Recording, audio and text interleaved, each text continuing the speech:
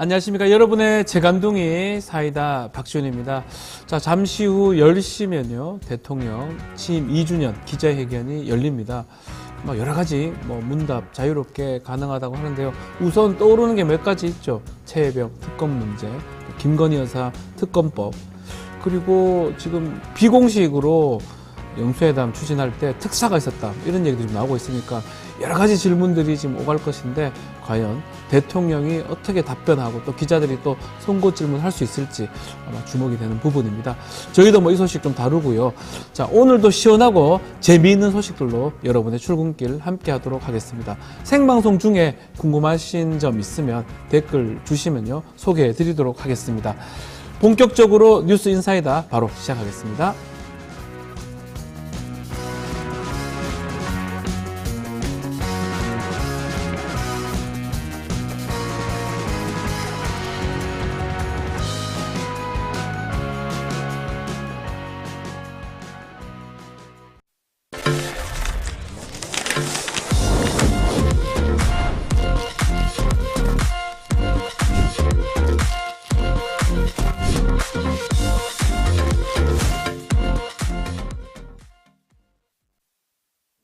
자, 바쁜 아침 꼭 알아야 될 뉴스 저희가 엄선해서 전해드리죠.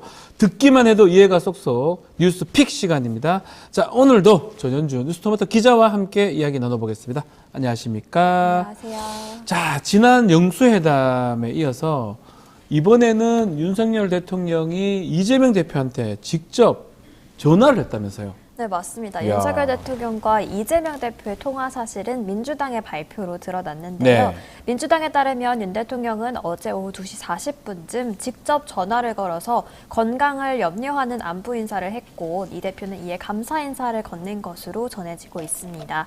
두 사람이 다른 참모를 거치지 않은 채 이렇게 직접 통화를 한 건 이번이 처음인데요. 네. 앞서 이 대표는 오늘부터 15일까지 건강상의 이유로 치료를 위해서 휴가를 낸 상황이었고, 윤 대통령이 이 보도를 보고 직접 전화한 것으로 보입니다.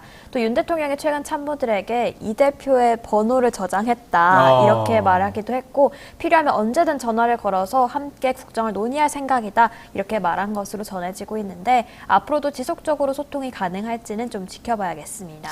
전화를 지금 했는데 영수회담 있고 9일 만에 직접 또 연락을 한 겁니다. 자, 오늘 마침 2주년 취임 기자회견 있습니다.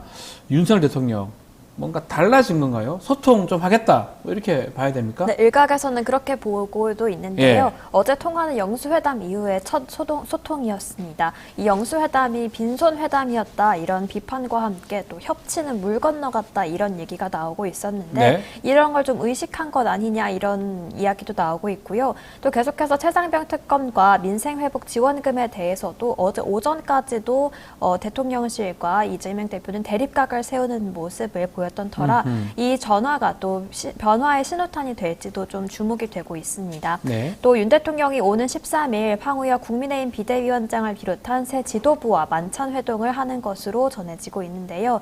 야당 대표에 이어서 여당 대표와의 소통 행보에 나서면서 좀 전국 돌파에 나서려는 모습입니다. 또 오늘 진행되는 취임 2주년 기자회견에서도 과연 이 협치에 관련된 질문과 또 목소리가 나올지 지켜봐야겠습니다. 자, 기자회견에서 어떠한 말들이 나올지, 또 어떤 질문이 있고 어떤 그 질문에 대해서 어떻게 답변할지, 소통을 좀 하려고 또 협치를 하려고 하는 건지 주목이 되는 상황인데요. 자, 소통의 차원에서 영수회담도 있었던 것 같아요. 네. 지난 영수회담에서 지금 비선 라인이 물밑을 조율했다, 이런 보도가 있었는데, 일단은 대통령실이나 이재명 대표는 그런 적 없다라고 지금 얘기를 하고 있는 상황입니다. 네, 이 비선 관련한 비판이 일었던 거는 네. 한국일보가 보도하면서 크게 일었는데요. 한국일보는 함성득 경기대학교 정치전문대학원장과 이명백 고려대학교 명예교수가 영수회담을 물밑에서 조율했다, 이런 보도를 냈습니다. 네. 그 기사에 따르면 윤 대통령이 국무총리 인사 추천 추천, 또 이 대표와 한라인 구축, 여야정 협의체 등 세 가지를 먼저 제안을 했고 비서실장 자리에는 이 대표가 불편해하는 인사는 앉히지 않겠다고 한 것으로 전해지고 있는데요. 예. 윤 대통령은 이 보도 직후에 참모진들에게 그런 말은 한 적도 없다라면서 굉장한 불쾌감을 드러냈습니다. 또 이재명 대표도 비서실장이 용산과 직접 협의하고 진행한 게 전부라면서 해당 논란에 대해서는 일축하는 모습을 보였는데요. 네. 이 양측의 부인에도 불구하고 이 파문은 좀처럼 가라앉지 않고 있는 모양새입니다. 박지원 전 국가정보원장도 물밑 조율설에 대해서 제가 알기로는 사실이다. 제가 맨 먼저 그 두 분으로부터 자세한 얘기를 들었다. 이렇게 말했는데요. 또 이미 한번 또 박영선, 양정철 기용설로 인해서 한 차례 비선 논란이 불거진 터라 대통령실은 물론 여론도 강하게 반응하는 것으로 보입니다. 그렇죠. 공식적으로 하는 게 아니고 물밑에서 뭐 특사가 있고 물밑에 조율을 한다고 하면 이것도 아주 큰 문제가 될 것 같은데요. 아직까지는 뭐 확인된 바가 없기 때문에 좀 지켜봐야 될 것 같고요. 국회로 조금 넘어가 보겠습니다. 자, 오늘 국민의힘 원내대표 선출되는 날인데요. 어제 각 후보들의 정견 발표도 있었습니다. 어떤 점을 후보들이 부각을 했습니까? 네, 차기 원내 사령탑을 선출하는 국민의힘 원내대표는 네. 이종배, 추경호, 송석준 의원 3자 구도로 진행이 되고 오늘 경선이 치러지는데요. 어제 진행된 정견 발표에서 새 의원은 모두 이 거야의 횡포에 맞서서 협상력을 발휘할 수 있는 원내 사령탑이 되겠다 이런 점을 강조했습니다. 네. 21대 국회에 이어서 22대 국회에서도 이 압도적인 야당에 맞서야 하는 소수 여당 원내대표의 상황을 강조한 건데요. 다만 운영 기조에 있어서는 후보별로 약간의 차이가 있었습니다. 야당의 공세를 막아낼 운영 기조로 추 의원은 강한 대응을, 또 이 의원은 협상 경험을 내세웠고 송 의원은 상생과 조화 경험을 내세웠습니다. 자, 국민의힘 원내대표 선거 지원자가 없어서 한 차례 연기도 되고 이철규 의원이 뭐 한다고 했다가 안 한다고 했다가 뭐 여러 가지 얘기들이 나오다가 지금은 사라진 상황인데 이번 원내대표 선거의 쟁점 변수는 뭐라고 봐야 됩니까, 기자님? 네, 이번 원내대표 후보로 나선 이종배, 송석준, 추경원 의원 모두 친윤계로 분류되면서도 여타 다른 의원들에 비해서는 계파색이 좀 옅은 인물로 분류되고 있는데요. 세 후보 모두 관료 출신이고 지역도 제각각입니다. 승패를 가를 변수로는 이 영남권 당선인들의 선택, 또 친윤계 의원들의 선택, 또 초선 의원들의 선택이 좀 변수로 꼽히고 있는데요. 예. 국민의힘 의원들의 절반 이상을 차지하고 있는 이 영남권 당선인들이 같은 TK 지역 출신의 추 의원을 조직적으로 지원할 경우 이 추 의원의 당선 가능성이 높게 점쳐지고 있습니다. 아하, 추경 의원이 될 것이다. 네, 하지만 계속해서 이 영남당이라는 비판을 계속 받고 있잖아요. 그래서 이 비판을 좀 의식하지 않을 수 없어 네. 보이고 또 총선 참패 후에 이 텃밭이라고 불리는 그 보수 지역 보수 지역, 네. TK 지역에서 원내대표가 선출될 경우 역풍도 좀 무시 못할 것 같다 이런 분위기도 나오고 있습니다. 네. 또 이철규 의원의 불출마로 친윤계의 표가 어디로 갈지도 미지수인데요. 대외적으로 이 특정 후보를 조직적으로 응원하는 그 응집력이 나타날 수 있을지 또 그 응집력이 어떤 후보로 향하게 될지도 좀 지켜봐야겠습니다. 네. 또 이번 국민의힘 당선인 중 3분의 1 이상이 초선 의원인데요. 초선 의원이 지금 나온 의원들과 직접적인 친분 관계가 형성되기 전이기 때문에 이들의 표심도 관전 포인트라고 할 수 있겠습니다. 원내대표 선거는 반장 선거 같은 거예요. 의원들이 이제 뽑는 건데 그 국민들의 마음하고 의원들 마음하고 다를 수도 있는 거고 지금 말했다시피 3분의 1 이상이 지금 초선인데 아직 관계 설정이 안 돼 있기 때문에 이분들이 어떻게 지금 찍느냐에 따라서 달라질 것 같다는 생각도 듭니다. 제일 예측하기 어려운 선거가 원내대표 선거라고 하더라고요. 아무 사람들이 누구라고 딱 하면 정반대의 사람 되는 경우도 있었지 않을까 생각이 듭니다. 민주당 이야기도 좀 해보겠습니다.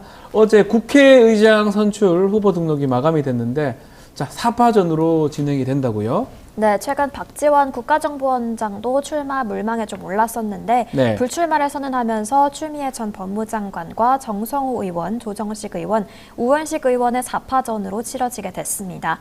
이 민주당 내 국회의장 선거는 16일 오전 10시에 진행이 되고 이후 국회 본회의에서 재적의원 과반수 득표로 이 당선이 확정이 됩니다. 네. 의장 출마를 고심하던 박 전 원장은 제가 나설 때가 아니라고 결론 내렸다 이렇게 SNS를 통해서 밝혔는데요. 불출마를 후보를 시사하면서 올린 글에 22대 국회 전반기 국회의장 경선에 출마하지 않기로 했다면서 이 전반기를 콕 집어서 작성을 했단 말이에요. 이걸 두고 일각에서는 후반기 국회의장을 노리는 것 아니냐 이런 이야기도 나오고 있습니다. 네, 하여튼 박지원 우리 당선자 어떻게 될지 좀 봐야 될 것 같고요.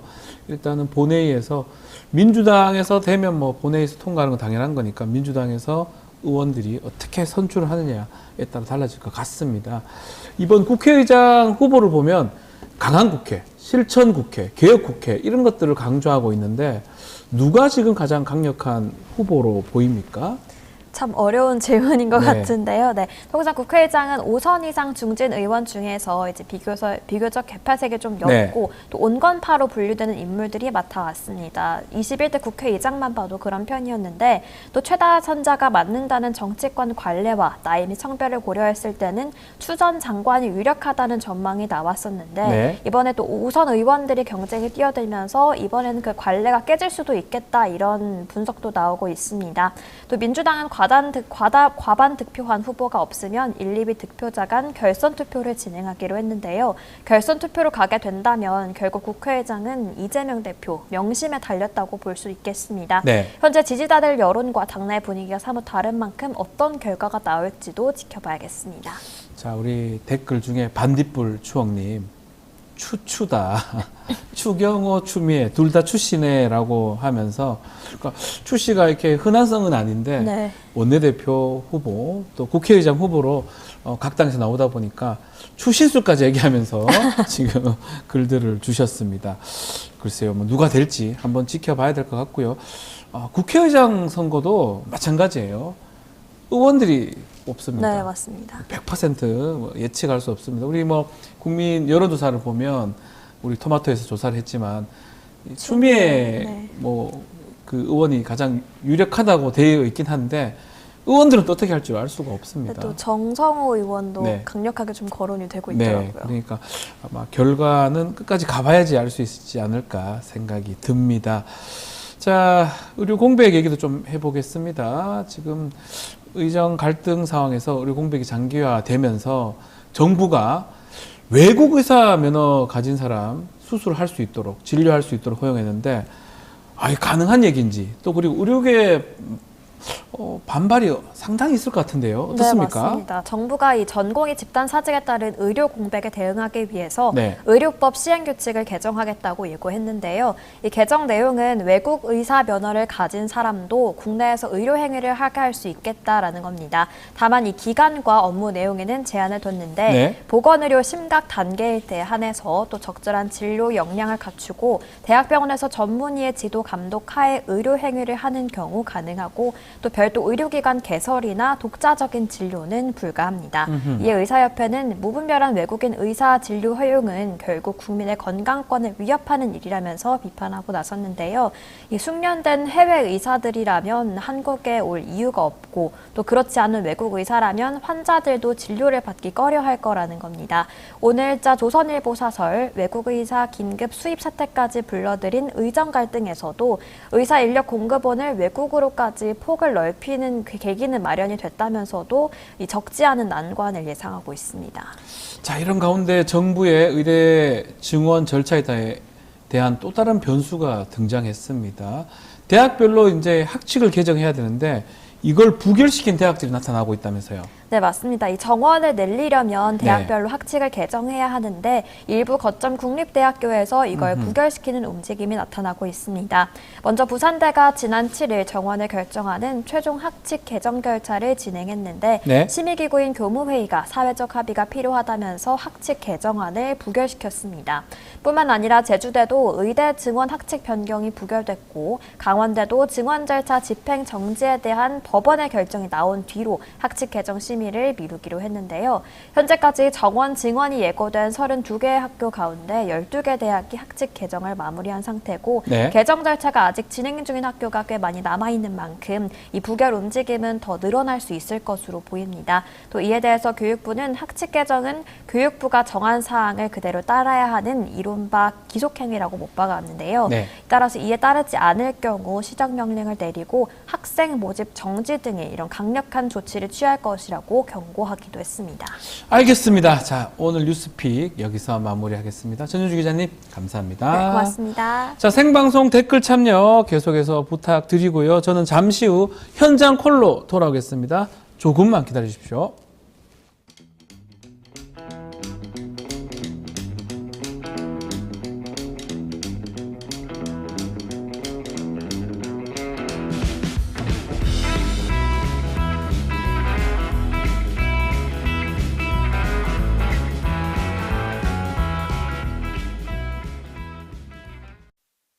매일 10시 1시간만 투자하면 내 계좌도 10배거.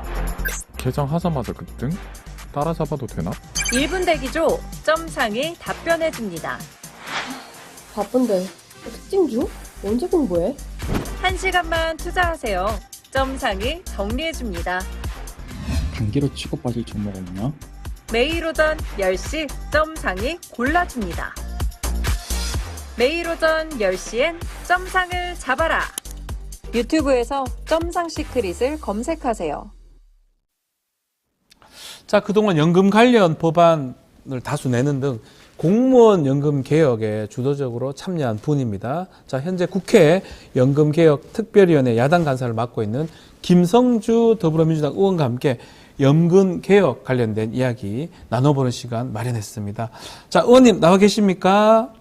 예, 반갑습니다. 네, 의원님 감사합니다. 자, 21대 국회 지금 얼마 안 남긴 상황입니다. 국민연금 개혁안 21대 국회 임기 내 처리는 좀 불발된 상황인데 이번 국회에서 연금특위가 출범한 지가 1년 6개월 만에 빈손이다 이런 비판도 있습니다. 가장 큰 문제점은 뭐라고 보십니까, 의원님? 아직 끝난 것은 아닙니다. 가능성 있습니까? 연금 개혁은 사실 대단히 어려운 과제로 개혁 의지와 정치적 결단 없이는 불가능합니다. 네. 민주당은 이번 연금 개혁에 임하면서 세 가지 원칙을 세웠습니다. 네. 첫 번째, 초당적으로 하겠다. 음흠. 두 번째, 정치 일정과 무관하게 하겠다. 아하. 세 번째, 국민과 함께하는 연금 개혁을 하겠다라는 원칙을 세우고 음흠. 적극적으로 연금 개혁을 여기까지 끌어왔는데요. 네.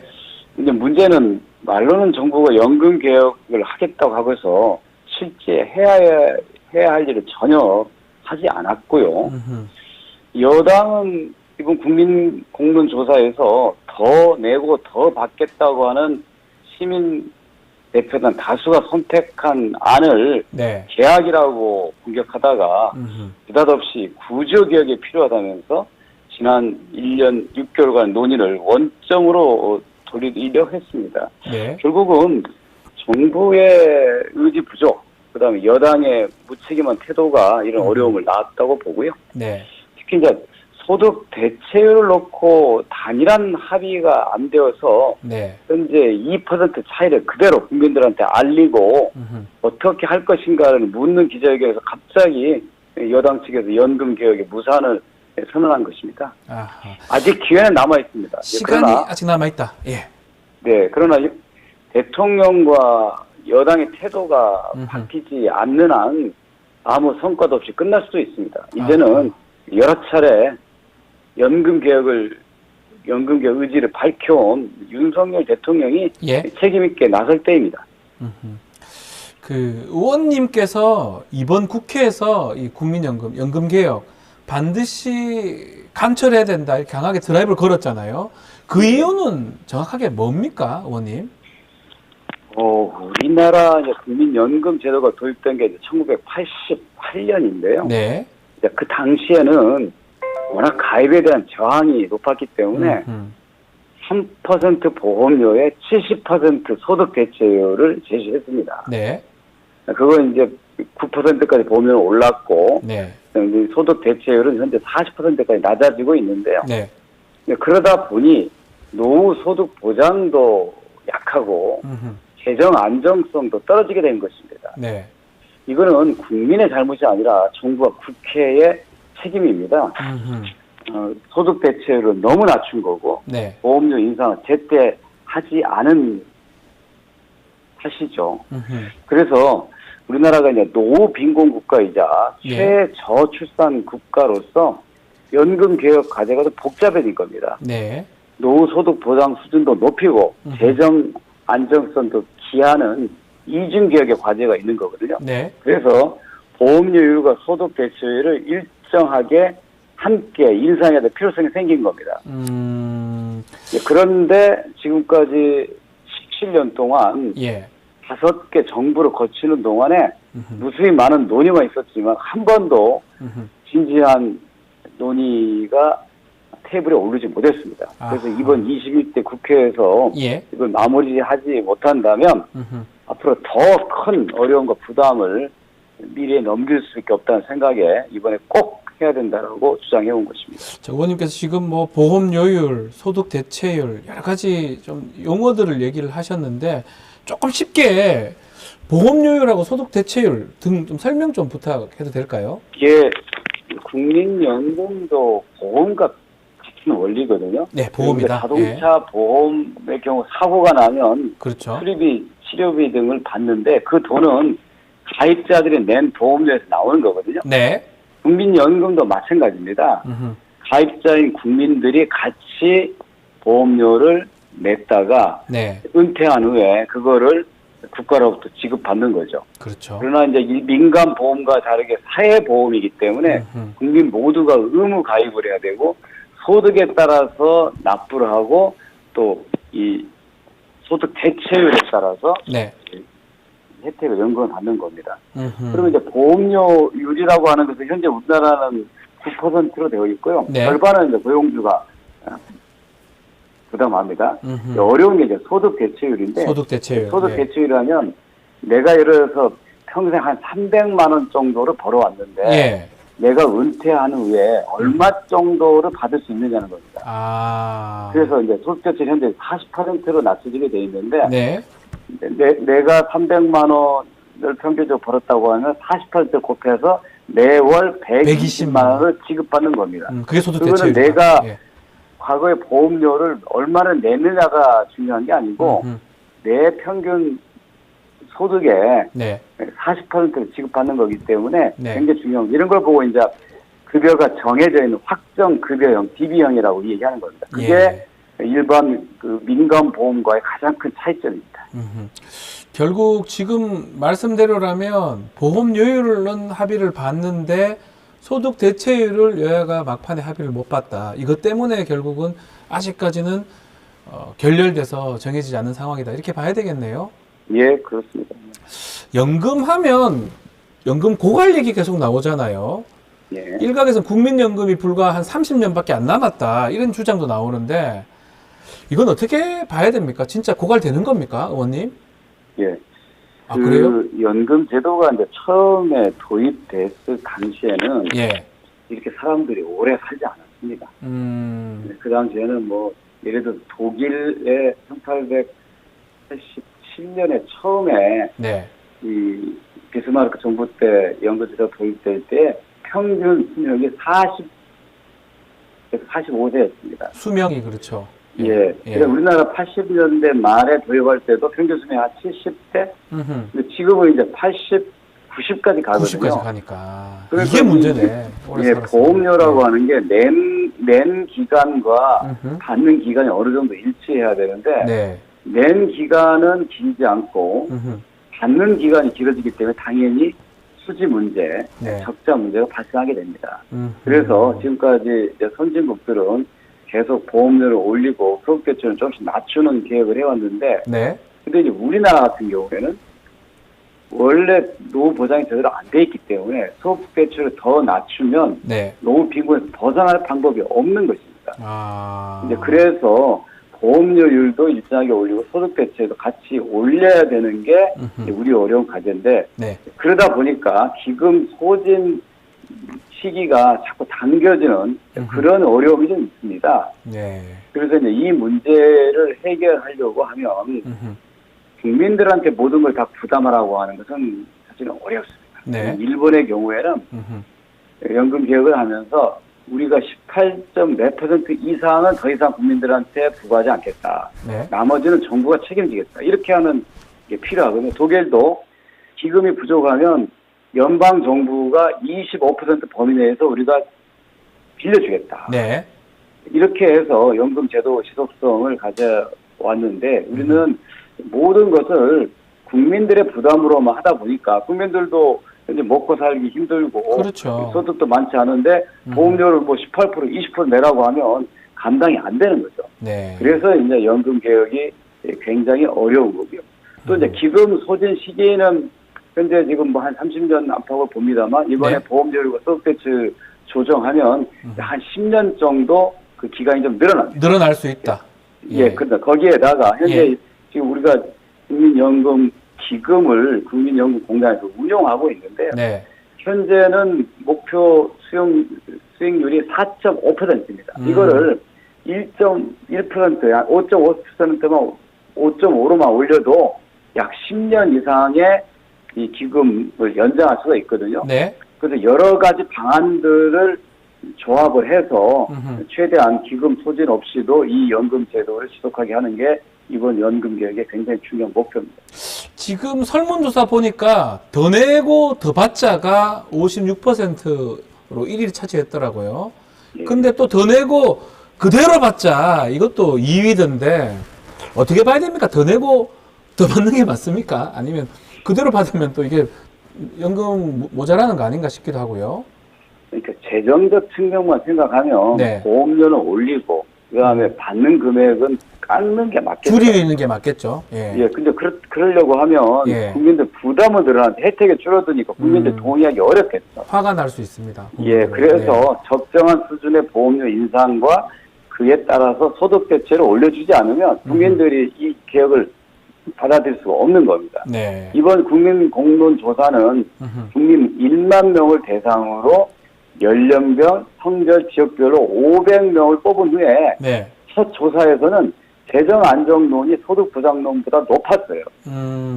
그런데 실제로 국민 연금에 대해 학습을 하고 난 다음 2차 조사에서는 이게 뒤집어집니다. 아. 그리고 토론을 거친 3차 조사에서는 예. 소득 보장 지지가 더 높아져서 격차가 14% 벌어진 겁니다. 아. 자, 이 국민들의 이런 뜻은 처음에는 재정 안정이 중요하다고 생각했다가 네. 왜냐하면 모든 언론들이 기금이 언제 소진되니까 위험하다, 안 된다.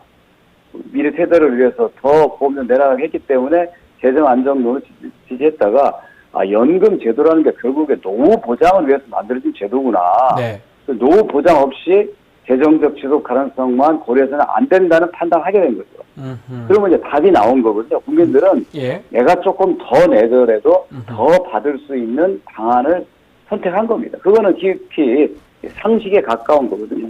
네. 그런데 이 결과를 정부가 네. 자신들이 공론조사 때 국민 뜻을 묻겠다고 해놓고 나서 이 결과가 나오니까 이게 계약이라고 하는 걸 주장한 거죠. 국민의힘이 그 부분이 계약이라고 얘기를 하고 있죠. 그렇습니다. 그러니까 그거는 언제는 국민 뜻을 물어보자고 해놓고서 국민의 의견이 자신들의 기대와 다르게 나오니까 이 공론조사 결과를 막 공격한 거죠. 네. 뭐 전문층이 너무 좁았다, 자료가 충실하게 제공되지 않았다고 그러는데 이거는 이 여론조사 또는 공론조사 방식의 기본도 모르는 네. 터무니없는 주장을 하는 것이죠.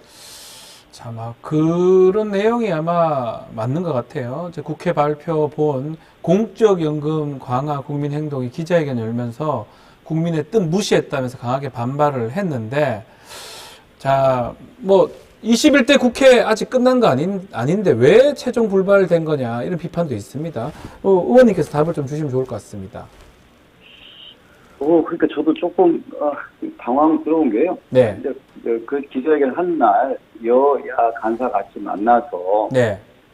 최종적인 단일화를 한번 합의해보자 라고 얘기했습니다. 예. 그러니까 저는 현재 국민공론조사에서는 이러한 다수안으로 보험료 13%, 소득대출 50%를 얘기했는데 네. 계속 소득대출 50%가 너무 과하다. 그러려면 보험료를 더 올려야 한다고 해서 네. 저희는 보험료 15%, 소득대출 50을 제한한 겁니다. 그랬더니 그거는 기업이 부담 때문에 받을 수 없다고 그래서 그럼 그 다음 차선책이 뭔가를 고려하다가 13에 45 정도면 네. 뭐 누구나 좀 합리적으로 받아들일 수 있는 안이라고 생각을 했는데 네. 그 안에 재산이니까 다시 또 43원이 얘기하는 거예요. 그렇다고 하면 이게 상당히 합의가 보기 어렵겠다 싶어서 이 2% 차이를 국민들에게 기자회견을 통해서 알려서 네. 한번 국민들의 의견 한번 들어보자. 2% 차이를 놓고 이제 우리가 모든 논의를 종료해야 될지 아니면 더 노력을 해서 어떤 하나의 단일안을 선택할지 이렇게 기자회견을 하는데 갑자기 여당 측의 주호영 위원장이요. 예. 2% 차이 때문에 결국은 결렬됐다. 예. 결국은 21대 국회는 못하겠다. 이렇게 얘기한 거예요. 아하. 우리는 어떻게 하면 추가적인 논의를 할 건가를 하기 위해서 기자회견을 한 건데 네. 갑자기 그 자리에서 종료 선언을 했기 때문에 저희도 사실은 좀 황당했던 거죠. 아하. 그러면 아직까지 뭔가 처리될 여지가 남아 있는 겁니까? 아니면 종료됐다고 봐야 되는 겁니까? 예, 저는 기회는 있습니다. 믿는다고요? 기회는 있습니다. 이제 문제는 예. 연금 개혁은 어느 나라나 어느 시대나 정부 의지가 중요합니다. 네. 특히 우리나라는 대통령제 국가지 않습니까? 그렇죠. 우리가 국민연금 개혁을 2번 했습니다. 김대중 정부, 노무현 정부 했습니다. 다 강력한 대통령과 정부의 의지가 있기 때문에 가능했죠. 사실상 공무원 연금 개혁 때도 박근혜 정부가 강한 의지를 가지고 여당을 추동을 한 거거든요. 네. 근데 지금 윤석열 정부는 연금 개혁을 제일 중요한 과제라고 꼽고서 실제로는 아무 노력도 하지 않고 있다는 거죠. 네. 그러니까 여당도 소극적인 자세를 이해할 수밖에 없는 거거든요. 이제 남아있는 유일한 기회는 윤석열 대통령이 분명한 의지를 다시 밝히고 네. 여당이 진정성을 가지고 연금 개혁에 나서야 됩니다.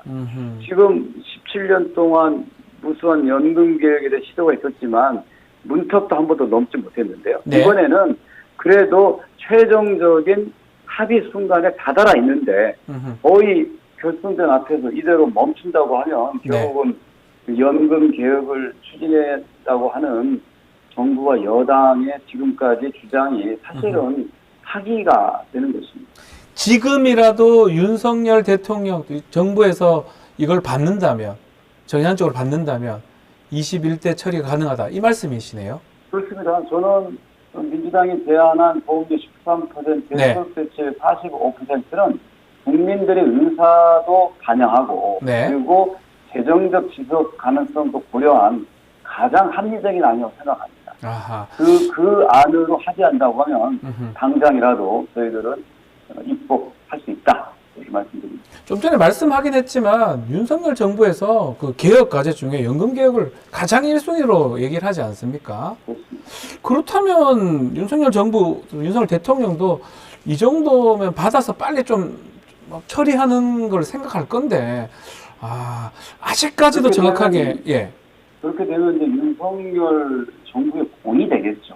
예. 그런데 여기에 좀 힌트가 있습니다. 네. 연금 개혁을 공언하다가 이번 초에 이런 얘기를 한 적이 있어요. 연금 개혁은 이 정부 말이나 다음 정부 초에 하겠다. 네. 그러니까 이미 가이드를 제시한 거죠. 아하. 그러니까 여당이 연금 특위를 주장하고 먼저 야당한테 제안하고 우리가 그거 받았는데 네. 실제로 적극적인 성의를 보이지 않다가 이제 국민 공론조사 결과가 나와서 합의할 수 있는 때가 되니까 다시 딴소리 하면서 모수개혁으로는 안 되고 구조개혁한다고 하는 얘기를 꺼낸 거거든요. 근데 애당초 처음부터 연금개혁을 윤석열 정부 하에서 안 하겠다고 하는 방침이 있었던 거죠. 그동안에 야당을 속이고 국민들을 농락했다고 밖에 볼 수는 없는 겁니다.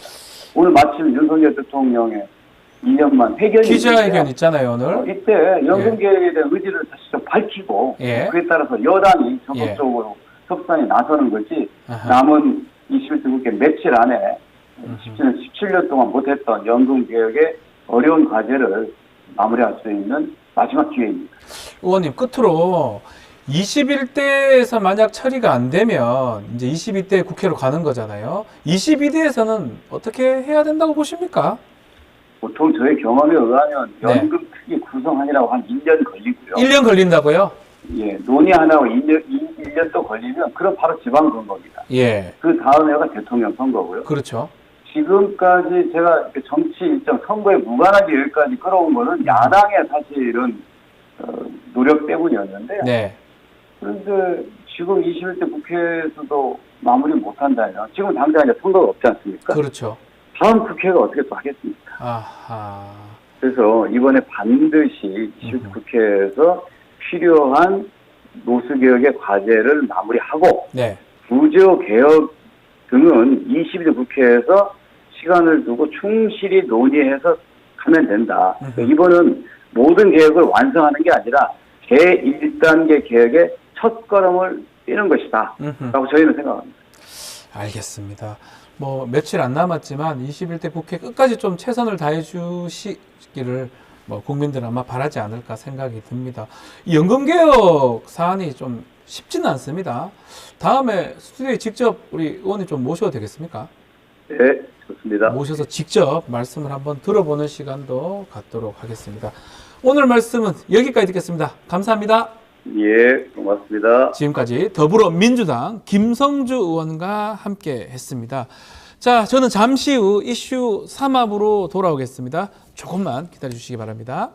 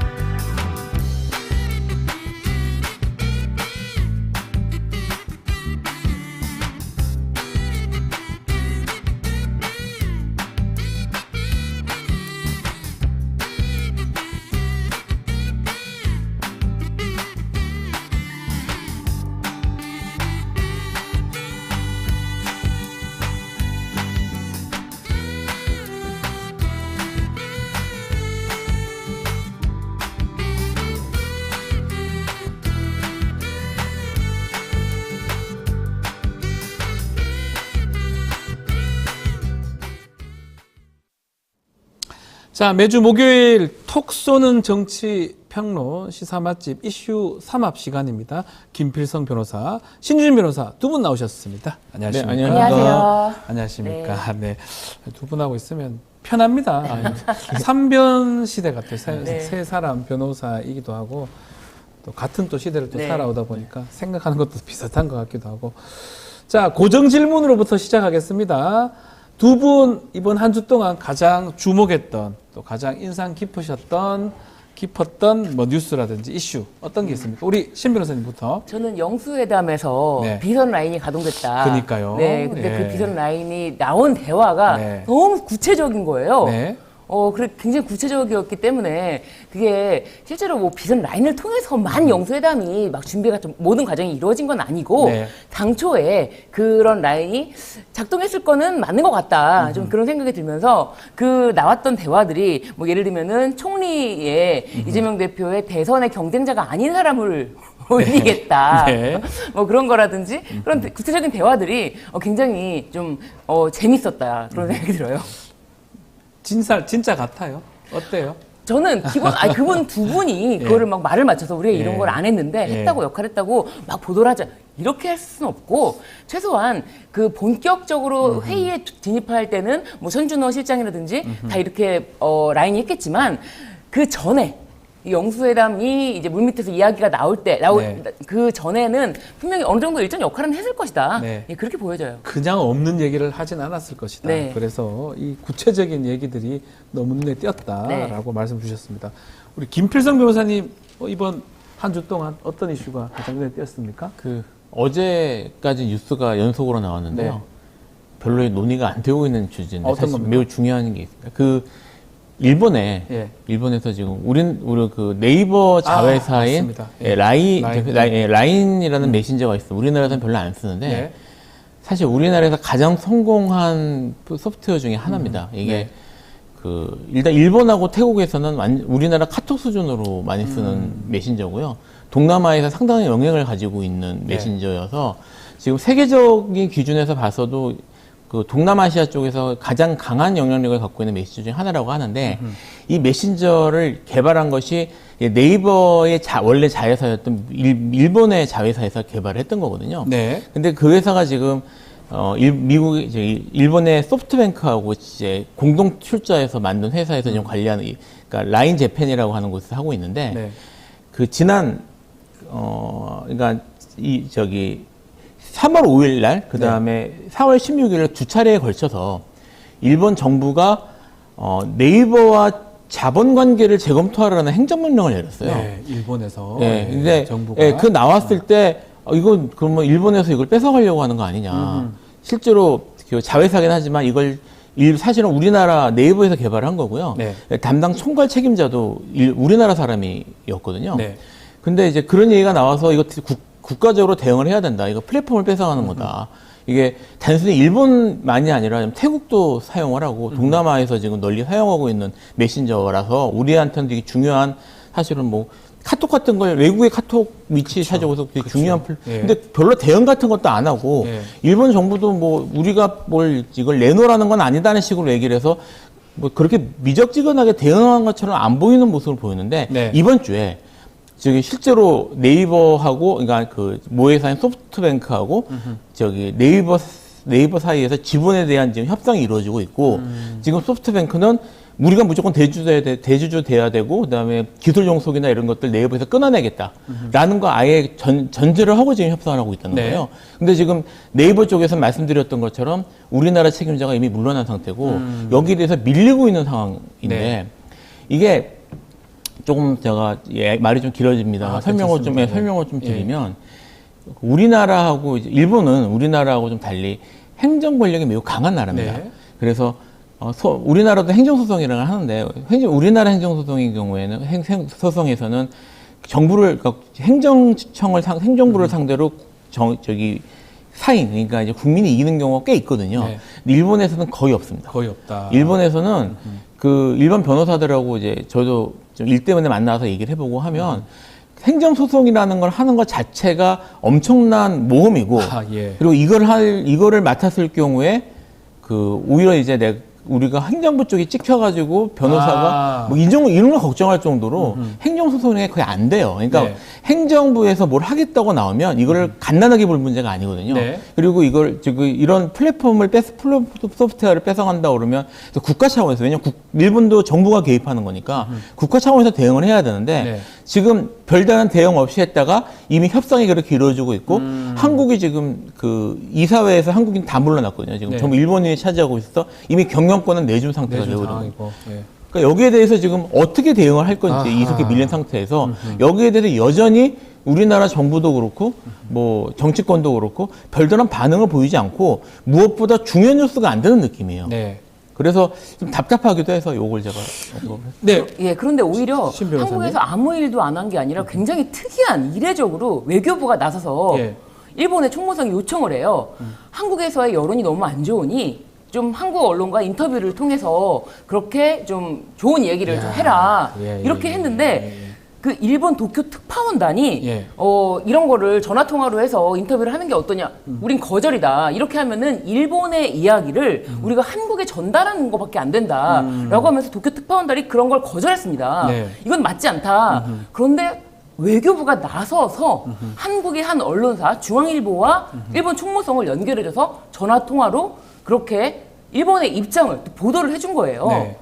그러니까 오히려 우리나라 어떻게 보면 보수지 중에 보수지라고 할 수 있는 조선일보에서도 이것은 국익과 반대되는 것인데 윤 정부는 국익과도 상관없냐고 이렇게 비판의 목소리를 낼 정도입니다. 이게 사실 좀 정부가 대응하지 않으면 지금 방법이 사실 없다고 봐야 되겠네요. 그렇죠. 일본 정부가 지금 개입을 한 상태고 두 번이나 행정조가 나온 상태여서 근데 지금 말씀하셨던 것처럼 지금 그 정도 대응이라고 할 수 있는지 모르겠지만 네. 지금 뭐 구체적으로 일본 정부에 대해서 뭐 한다든지 아니면 라인, 그러니까 네이버를 지원하다든지 이런 모습은 전혀 보이지 않고 있습니다. 제가 네. 말씀드리는 거는 대응이 아니라 오히려 네, 일본의 그 일본이 경영 지배를 할 수 있도록 그걸 도와주는 도와주는 네, 거예요. 도와주는 일본의 네. 여론을 오히려 관리해주고 네. 일본이 잘 그렇게 할 수 있도록 도와주는 거지 전혀 대응이 아니라 오히려 일본이 뭐 네이버를 갖겠다면 라인을 갖겠다면 와 그러면서 그냥 오히려 일본이 우호적으로 우리나라 사람들이 인식할 수 있게끔 네. 도와주는 역할을 외교부가 했다니 이거는 진짜 큰일이다. 정말 큰일이다. 답답한 상황이에요. 아무것도 안 하는 것도 아니고 예. 오히려 어서 라인을 가지십시오 이런 식으로 라인이 정말 뭐 대만에서는 아예 전 국민의 인구수보다 그 라인 이용자도 높다고 하고요. 태국에서도 마찬가지고요. 네. 이게 단순히 일본 내에서의 행정 지도로 라인이라는 그런 엄청난 플랫폼 회사를 그냥 자신들이 경영권을 이게 가질 수가 없는 건데 그런 지금 시도를 하고 있고 실제로 좀 이루어지고 있어요. 자, 일본 관련된 부분은 참 이번 정부 들어오면 참 약해지는 모습이 이게 과연 맞는지 국익하고 또 맞아 떨어지는지 좀 생각을 좀 해봐야 될 부분 같습니다. 그러다 보니까 우리 김 변호사님 또 신 변호사님께서 또 라인 지금 사태, 라인 얘기까지 지금 전해주셨는데 좀 더 지켜보기로 하고 저희도 필요하다면 계속적으로 전달하고 얘기를 좀 해드리겠습니다. 자, 본격적으로 좀 법률 이슈 삼합 얘기 좀 나눠보겠습니다. 자, 법무부가 어제 윤석열 대통령의 장모 최은순 씨 가석방 적격 판정 내렸습니다. 결국 14일 날 석방이 됩니다. 어떻게 보셨어요? 예상 좀 하셨습니까? 네. 지난달에 보류 판정이 나오지 않았습니까? 네. 근데 보류였는데 이번에는 만장일치로 가석방 이제 적격 판정을 받았는데 사실 지금 어쨌든 윤석열 대통령의 지지율이 계속 낮고 네. 그리고 총선 참패에 대해서 뭐 쇄신의 모습으로 영수회담이라든지 또 오늘 기자회견을 한다고 하는데 이런 것을 통해서 뭐 쇄신의 모습을 보여주려고 하지만 이것을 국민들이 더 이상 속지 않는데 네. 또 이 와중에 장모의 가석방이라 이 장모는 과연 제대로 된 그 재판을 받았던 것인가. 사실 그 300억이 넘는 금액에 대해서 그 사문서 위조죄로만 네. 그 처벌을 받았지, 뭐 사기죄라든지 그런 거로 아예 기소조차 되지 않았거든요. 그래서 모든 사람들이 기억하지 못하더라도 이렇게 기억하고 있는 언론도 있고 기억하고 있는 사람들이 있는데 이런 식으로 손쉽게 그냥 빠져나갈 수 있게 만든다면은 지금 뭐 민정수석도 마찬가지지만 네. 앞으로도 대통령 관련된 모든 이슈는 어떻게 하면 빠져나갈 수 있을까? 그것에 골똘하지 않는 것인가? 그런 생각이 좀 들어요. 그래서 이거는 누구를 위한 것인가? 네, 가석방이라는 것도 사실은 뭐 정무적 판단으로 봤을 때는 지금 굳이 사실 뭐 7월 달이면은 만기 출소가 될 텐데 얼마 안 남았는데요. 네, 예. 지금 굳이라고 할 텐데 그 아랫 사람들이 어떻게 네. 보면 더 열심히 보필을 하는 게 아닌가 싶기도 하고요. 예. 네, 대통령 법무부 권한이에요. 법무부에서 법무부 권한이죠. 결정을 네. 하는 거고 네. 말씀대로 7월이면 만기 출소가 되는 상황인데 네. 굳이 이렇게 심기 경호가 있듯이 이 심기 가석방이 아닌가. 네. 심기 가석방 네. 어떻게 보십니까? 뭐 일단 정황만 놓고 이제 상황만 네. 놓고 보면요. 이제 2024년 2월에 네, 가석방 심사에서 부적격이 나왔습니다. 맞습니다. 네, 하고 이제 아까 말씀하셨던 23일 제가 이제 일지를 찾아봤거든요. 23일 날 보류 결정이 나서 그때는 이제 심사 보류가 돼서 이제 어제 이제 가석방 재심사가 돼가지고 만장일치로 만장일치. 네. 석방 결정했다고 하는데 그러면 2월하고 5월 사이에 뭐 이제 뭔가 결정적으로 변할 만한 뭐 요소가 있었어야 되겠죠. 그 3개월이 안 되는 한두 달 사이에. 네, 두 달 사이에. 예. 뭐 이제 그 사이에 중요 이벤트는 총선밖에 없었습니다. 그래서 예. 총선 때문이 아닌가라고 의심할 수밖에 없는 상황이다. 이게 사실 그때 아슬아슬하게 안 됐는데 이번에 아슬아슬하게 됐다 그러면 뭐 한두 명 정도가 생각을 바꿨다고 볼 수도 있겠지만 만장일치로 됐다는 점에 있어서 네. 그 점에 있어서 사람들이 좀 의구심을 충분히 가질 만한 상황이다라는 거 하나 말씀을 드리고요. 사실 이 이슈에 대해서 제가 한 가지 말씀드리고 싶은 게 있는데 네. 그 전에도 계속 무슨 사회적으로 이슈가 된다거나 아니면은 뭐 검찰 개혁 이런 뭐 수사권 분리 이런 얘기를 할 때마다 검찰 쪽에서 들고 나왔던 주요 카드가 뭐였냐면 위원회 설치였습니다. 예. 그러니까 무슨 뭐 수사심의위원회, 무슨 심의위원회 이런 것들에서 우리는 심의위원회 같은 걸 만들어 가지고 이 위원회를 통해서 공정하게 하고 있다. 그러니까 우리는 이미 공정성을 위해서 이렇게 노력하고 있으니까 뭐 이제 뭐 검찰에 대한 오해를 거두어달라 또는 그렇게 굳이 제도까지 바꿔가면 살 필요가 없다라는 얘기를 많이 했는데 사실 지금 우리가 지금 말씀드렸던 뭐 수사심의위원회나 이런 심의위원회들은 거의 전부가 법적 근거가 있는 게 아니라 그냥 내부적으로 자기들끼리 뭐 훈령이나 이런 거를 만드는 것들이에요. 네. 그런데 가석방 심의위원회는 차관이 위원장이 돼서 있는 법적 기구입니다. 당연직입니다. 네, 당연직에 차관이. 있는 기구인데 이런 법무부 그다음에 검찰에서 만드는 위원회가 얼마나 공정성에 있어 취약한지를 이번에 보여줬다고 저는 생각을 해요. 네. 그러니까 제가 이야기를 왜 꺼내냐면 이제 앞으로 또 검찰 개혁 이런 얘기를 하면서 좀 이게 이제 이슈가 될 가능성이 높으니까요. 하면서 뭐 이제 또 공방이 이루어지고 그럴 때마다 이제까지 검찰이 했던 것처럼 위원회 설치, 뭐 수사심의위원회 설치, 뭐 이런 것들을 뭐 법제화하겠다, 뭐 이런 것들을 뭐 외부 참여를 늘리겠다, 네. 이런 얘기가 또 나올 거거든요. 네. 그런 것들이 그런 방식들이 왜 검찰이 선호를 하는지 그리고 그런 것들이 과연 공정성을 담보할 수 있는지를 이번 걸 보면은 이게 안 되는 거구나. 법정 기구임에도 불구하고 불과 한두 달 전에는 안 되던 게 만장일치로 됐다. 이게 무슨 공정한 거냐? 네. 이 말씀이에요. 네, 그 말이에요. 그러니까 법정 기구면 뭐 하냐? 예. 그러니까 이후 전국에서 뭐 검찰 개혁이나 아니면 사법기구 네. 개혁에 대한 얘기가 나오는데 뭐 검찰이 주도해서 만드는 또 법무부가 주도해서 나오는 위원회의가 나오면 저건 안 되는 거구나. 이렇게 눈여겨 봐라. 네. 저는 궁금한 게 이 뭐 부적격됐던 거 또 보류했던 거를 만장일 적격 이 부분도 참 말이 안 되지만 굳이 한두 달 7월까지 제가 좀 감옥에 안 가 있어서 네. 몰라서 그런지 몰라도 저라면 그냥 오늘 기자회견도 있고 쭉 있는 게 오히려 낫지 않나요? 뭐 그래야 당연하죠. 별말 없을 것 같은데 이게 그래야 정무적으로 역풍 불 수 있잖아요. 그렇죠. 그게 이거. 맞다. 이게 네. 뭐 지금 당장 마음은 불편하실 수도 있어도 네. 지금 이렇게 나오는 게 국민적 여론도 그렇고 정무적으로 이 판단이 맞다라고 할 수 있겠지만 5월이 무슨 달입니까? 어버이날입니다. 어제가 어버이날입니까? 그렇습니다. 선물입니까 그러면? 그렇죠. 우리 모두 어버이날 때 뭐 했습니까 부모님한테? 이렇게 딱 이렇게 교도소에서도 내보낼 수 있는 그 정도의 어떤 큰 통 큰 선물, 네. 어버이날의 맞춤 선물이라고 저는 좀 생각이 듭니다. 그거 지금 아마 민주당에서 그거 논평을 한 걸로 지금 알고는 있는데 어버이날 선물로 드린 것이다.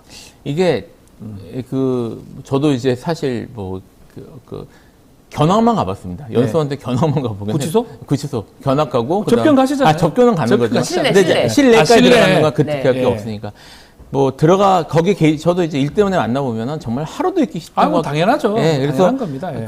최원순 씨는 거기 정말 있기 싫을 거예요. 근데 이제 지금 말씀하신 것처럼 그분을 있기 싫다고 하더라도 네. 전체적인 정황으로 볼 때 조금만 더 참으셔라. 한 달 반 정도만, 두 달 정도만. 조금 더 참으셔라라고 할 수 있는데 네. 그거를 하루라도 있는 걸 그 아픔을 공감을 하고 뭐 그렇게 하신 게 아닌가. 그래서 뭐 이런 결정을 생각이 한 것이다. 이런 생각이 사실 안 들 수는 없는 거죠. 참 지금. 놀랍습니다. 결국 그런 것들이 위원회라는 법정 기구를 통해서 만장일치로 통과가 됐다. 과연 어떻게 봐야 될지.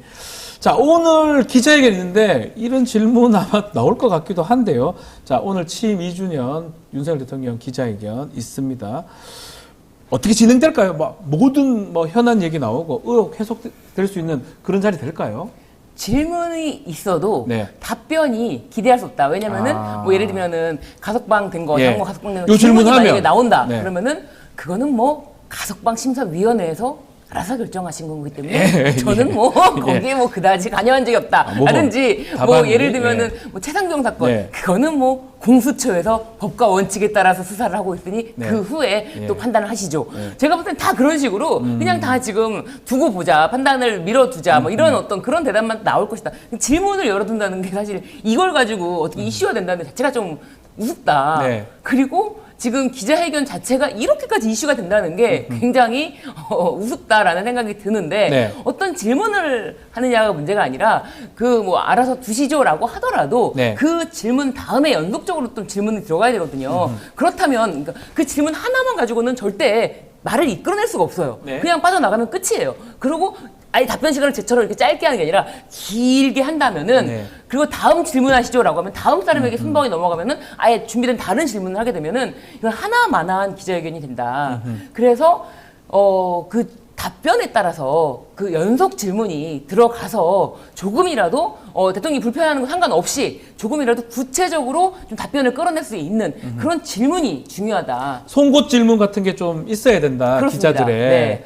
있을까요? 김 변호사님? 저는 어려울 것 같아요. 어려울 것이다. 어려울 이게, 것이다. 네, 솔직히 뭐 일단은 뭐 우리나라 기자들이 네. 일반적인 경우에도 송곳 질문이나 좀 이제 뭐런 예리한 질문을 잘 하느냐에 대한 의구심이 좀 있는 네. 상황인데 뭐 어제 며칠 전에도 이제 통계한 보도가 나온 걸로 알고 있습니다만 네. 지금 그 언론들에 대해서 어마어마한 그런 조치들이 취해지고 있거든요. 그러니까 이제 질문이 잘못되면 어떤 일이 벌어질지 모르기 때문에 예컨대 압수수색 말씀하시는 뭐, 겁니까? 뭐 일단 거기에 대해서 무슨 보도 프로그램 이런 거에서 경고만 네. 나온다고 하더라도 지금 방송 하시니까 나오면 엄청나게 부담되지 않습니까? 네, 방송 그래서 제가 저도 뭐 하차가 됐죠. 알고 있습니다. 네. 그러니까 그 때문에 프로그램이 날아가고 네. 그다음에 잘 나가던 괜찮던 프로그램도 막 영향을 받고 이런 상황이 벌어지기 때문에 지금 송곳 질문을 설사 머리 열심히 노력을 해가지고 만들어 왔다고 하더라도 과연 그거를 던질 수 있는 기자가 얼마나 될까? 아하. 이런 생각을 하지 않을 수 없는 거죠. 없을 것이다. 그치만 대통령이 좀 받기 싫어하는 질문, 어떤 질문을 가장 싫어할까요? 아니면 어려워할까요? 저는 예. 그 디올백 아. 관련해서 디올백이라는 말조차도 못 꺼내 조그만 파우치 이렇게 외국 회사 조그만 예. 파우치라고 예. 했는데 디올백이라든가 명품백이라고 네. 콕 찍어서 아하. 그것을 김건희 여사가 수수한 걸 언제 알았냐 이 정도 구체적인 질문 그 질문 들어가면 네. 답을 어떻게 해야 언제 되죠? 알았냐 예. 그런 정도의 어떤 그 단어 그 단어 자체에 아주 굉장히 예민하기 때문에 그런 단어 자체가 들어가면 불경스럽다 네. 라고 생각하고 네. 아니 그리고 이제 스토킹으로 어쨌든 최재형 목사를 오히려 역으로 고소가 됐는데 입건된 상황이죠. 그것에 예. 대해서 어떻게 생각하시냐 그런 질문 그리고 아니, 선물을 주기로 약속을 하고 만나서 주고 그리고 잘 받았다라고 하고 했는데 그게 어떻게 스토킹이냐 법리적으로 스토킹이냐 네. 좀 그런 질문 그런 쪽 관련 디올백 명품백 관련해서 질문이 들어가면 그냥 단지 뭐 법과 원칙에 따라 수사하겠다 이런 게 아니라 좀 더 구체적인 어떤 답변을 끌어낼 수 있는 그런 질문이 들어가면은 어떨까 그럼 굉장히 불편하지 않을까 신 변호사님 뭐 기자회견장에 좀 보냈으면 좋겠다는 생각도 들 그렇죠. 정도로 겁이 없으니까. 예리한 송곳 질문을 하실 수 있을 것 같은데 최혜병 특검 관련된 질문도 부담스러울 것 같아요. 부담스러워하겠죠. 저는 이제 특검 관련된 질문들이 가장 부담스럽지 부담스러울 않을까 것 같아요. 싶어요. 다 특히 부담스러울 특검 것 같아요. 중에서 저도 이제 1순위로 꼽는 거는 이제 현재 지금 아직 법안까지 가지는 않았지만 그 김건희 여사에 대한 특검은 아마 가능성이 높은 현재 지금 상황에서 그렇죠. 상황이 될 거니까 예. 그러니까 거기에 그 부분에 대한 질문 이런 것들이 가장 부담스러울 것 같고요. 사실은 예를 들어 뭐 최상병 건에 대해서 어떻게 생각하냐 네. 또는 뭐 거기에 대한 의견이나 아니면 김건희 여사 건의 의견 이 정도를 묻는 거라면 뭐 아까 공수처 아니면 무슨 담당 수사팀이 예. 공정하게 할 알아서 것이니까 할 것이다. 예. 거기에 대해서 막 판단 그런 것들을 지켜보겠다 정도로 얘기하고 넘어갈 수 있는데 네. 특검은 그게 아니에요. 그렇죠. 왜냐면 본인이 법안이 오면은 거부권 행사를 할지 말지 여부 일단 본인이 결정해야 되는 거거든요. 그러니까 그 부분에 대해서 어떻게 하실 거냐, 거기에 대해서 어떻게 생각하냐, 그리고 오면은 거부권 행사하실 것이냐라고 물어보면 거기에 대해서 뭐 법과 원칙에 따라서 누가 결정할 게 아니고 본인이 결정하셔야 되기 때문에 여기 답변을 하셔야 됩니다. 그래서 이 부분에 대한 질문이 가장 답변하는 게 어려워하지 않을까. 어려울까 다 생각이 드는데 이 최혜병 특검 또 지금 그 외압 논란에서 저라면 그날 통화하셨냐고 이렇게 물어볼 것 같아요.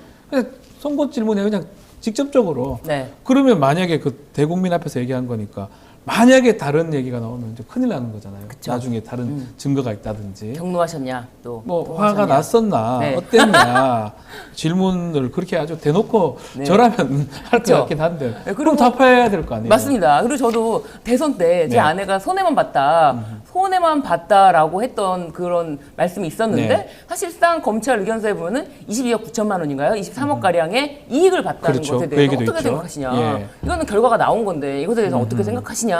그러면 모른다 그럴까요? 궁금해요. 그 부분에 네. 대해서는 저는 이제까지 윤석열 대통령의 화법에 비춰볼 때 네.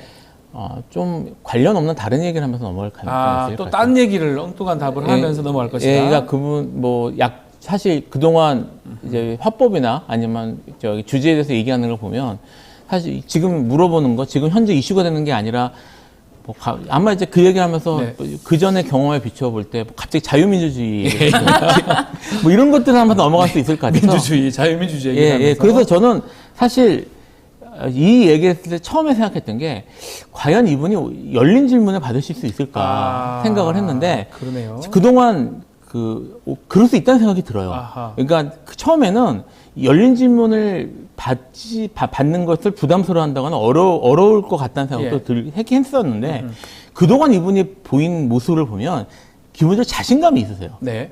그러니까 스스로의 자신감이 있습니다. 본인에 대한 말 잘한다. 자신감이 있으시고, 근데 예. 그분이 그렇게 생각하는 이유를 잘 보면 본인이 느끼시는지 일부러 그러시는지 아니면 스타일이 그러시는지 모르겠지만 뭐 크게 별 관련 없는 자유민주주의? 네. 뭐 이런 얘기들을 주로 하시는. 맥락에 맞지 않은 얘기들. 제가 봤을 때 그건 자신감보다는 뻔뻔함에 가깝다. 네, 자신감이라는 거는 내가 그 말에 대한 대답을 하면서 네. 내가 그 말에 충분한 대답을 할 수 있는 능력이 있기 때문에 자신감인데 뻔뻔함은 다른 말을 하면서도 그냥 얼굴은 전혀 변하지 않는 네. 그런 게 아닐까 싶은 생각이 좀 듭니다. 아니 뭐 일부러 저는 그렇게 이렇게까지 생각하지는 않습니다. 알겠습니다. 자, 열려있는 질문들 자유롭게 아마 기자들이 질문을 할 수 있을지 또 대통령 어떻게 답변할지 열심입니다. 잠시 후에 하니까요. 좀 지켜보기로 하고요. 이 부분도 한번 다뤄봐야 될 것 같아요. 민정수석실이 공식적으로 부활이 됐습니다.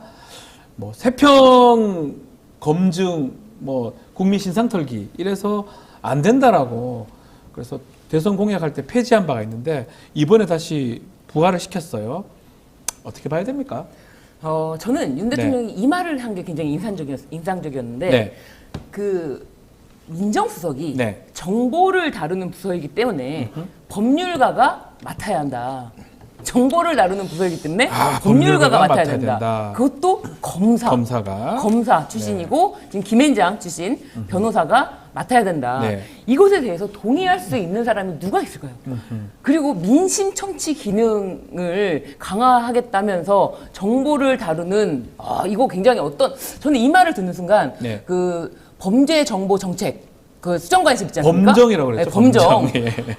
그 총장 시절에 네. 범정을 통해서 많은 문건을 생산하고 뭐 예를 들면 뭐 장모 대응 문건이라든지 뭐 판사 사찰 문건이라든지 이런 거를 많이 만들어냈는데 그때가 제일 편했다. 그때가 네. 일을 제일 잘했다라는 생각을 하는 것 같아요. 그렇기 때문에 직접 그런 느낌이 들어요. 이것도 그때 당시에 수정관실 범정에서처럼 그런 정보들을 수집해서 좀 더 구체적이고 직접적인 이야기를 내가 듣고 직접 듣고 내가 구체적으로 지시를 직접 할 수 있는 부서가 필요하다라고 네. 생각을 한 거지 민심과는 아무런 관계가 없다. 그래서 과거 자신이 지휘했던 검찰총장식으로 딱 상명하복. 그러니까 지금 제가 봤을 때는 그 최상병 사건에서도 어떻게 보면은 지시는 제대로 이제 제 생각입니다만 네.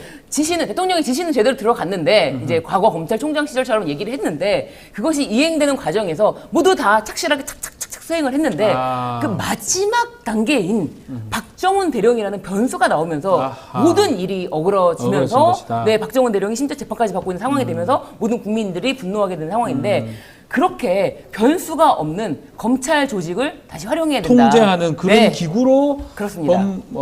민정수석실을 만드는 것이다. 네. 이렇게 보시는 거군요. 네, 그렇습니다. 그래서 나랑 손발을 맞추려면 최소한 이렇게 검찰의 논리를 다 이해할 수 있는 사람이어야 돼라고 생각을 하고 그리고 무엇보다도 이제 기존에는 법무부에서 다 한동훈 법무부 장관 시절에는 다 통제가 가능했다고 생각했는데 지금 다 알다시피 한동훈 전 비대위원장이랑은 사이가 안 좋아졌다. 네. 그런 이야기가 있는 것처럼 지금 다시 그립감을 강하게 쥐고 검찰 조직의 어떤 흔들림 없는 지위를 구축하려면은 민정수석이 검찰 출신이어야 한다라는 것에 대해서는 뭐 이렇게 변명한 것 같아요. 정보를 다루는 부서이기 때문에 법률가가 맡아야 된다. 네. 그러다 보니까 신임 민정수석은 김주현 전 차관입니다. 연수원 선배죠. 네. 그리고 민정비서관, 공직기관 비서관에 이동욱 대변인, 행안부 대변인. 근데 이원모, 이번에 떨어진 이원모. 네. 이 대통령실 인사비서관이 내정이 됐는데 네. 인선도 한번 평가 좀 해주십시오. 어떻게 봐야 뭐, 됩니까? 사실 이제 네. 지금 아까 말씀하신 거하고 연결돼서 네.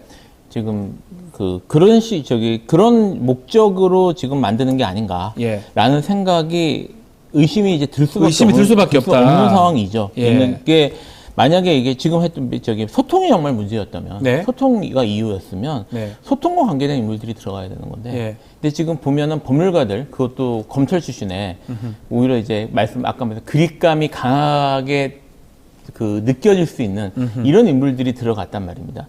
사실 이게 뭐 민정수석실을 부활하는 것 자체가 그 자체가 잘못됐다고 보기는 어려워요. 네. 왜냐면 원래 그 전에 있었던 조직이고 그 업무를 처리하는 조직이 있어야 되니까요. 그렇죠. 근데 사실 지금 뭐 여러 가지 뭐 추측이 나오는 이유가 뭐 이거 다 추측에 불과하긴 하지만 추측을 바탕에 되는 이제 사실관계를 좀 볼 필요가 있는데 예.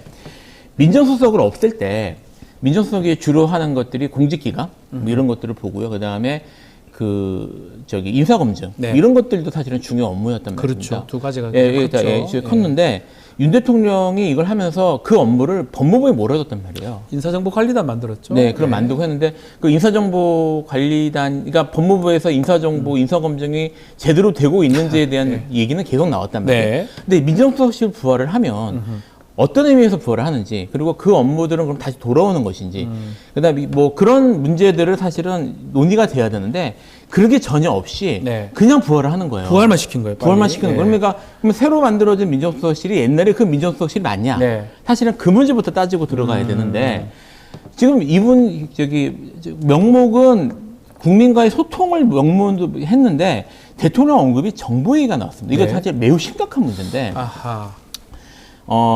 지금 인사정보, 다시, 옛날에 이제 민정수석실에서 그 인사검증 정보를 사실 어느 정도 들여다보고 인사검증했다는 건 정보를 다뤘다는 말이긴 한데. 그렇죠. 여기에 말하는 인사검증 정보는 어떤 의미냐면 공직자로 올 사람의 한정에서 네. 그 대부분 사실 그 동의나 이런 걸 받고 진행하는 그런 정보 작업이에요. 인사 검증할 때 정보 작업을 하는 네, 정보 거예요. 작업인데 예. 지금 얘기하는 건 그런 정보 작업, 그런 인사검증에 관련된 것을 저쪽에서 지금 법무부에서 가져온지 여부에 대해서 확인이 안 된 상태에서 그냥 정보를 여기서 다룬다고 하면 네.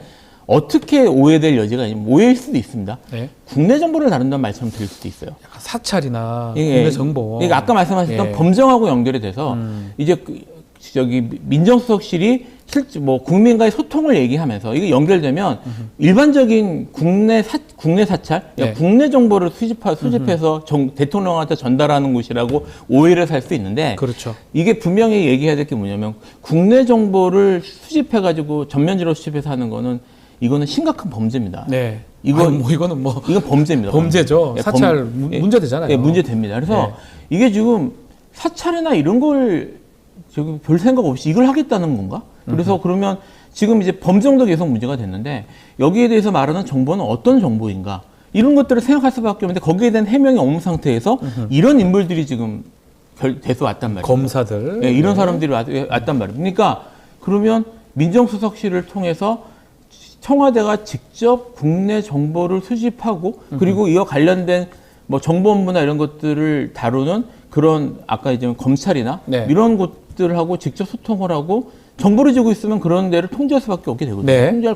통제할 능력을 갖는 거니까 이런 걸 하려고 하는 건가라는 의구심을 가질 수밖에 없는 거예요. 그러니까 그렇게 보이죠. 예, 이 부분에 대해서 뭐 앞으로 정말 이제 일단은 제가 대통령께서 이거를 확실하게 교통정리를 해줘야 되고요.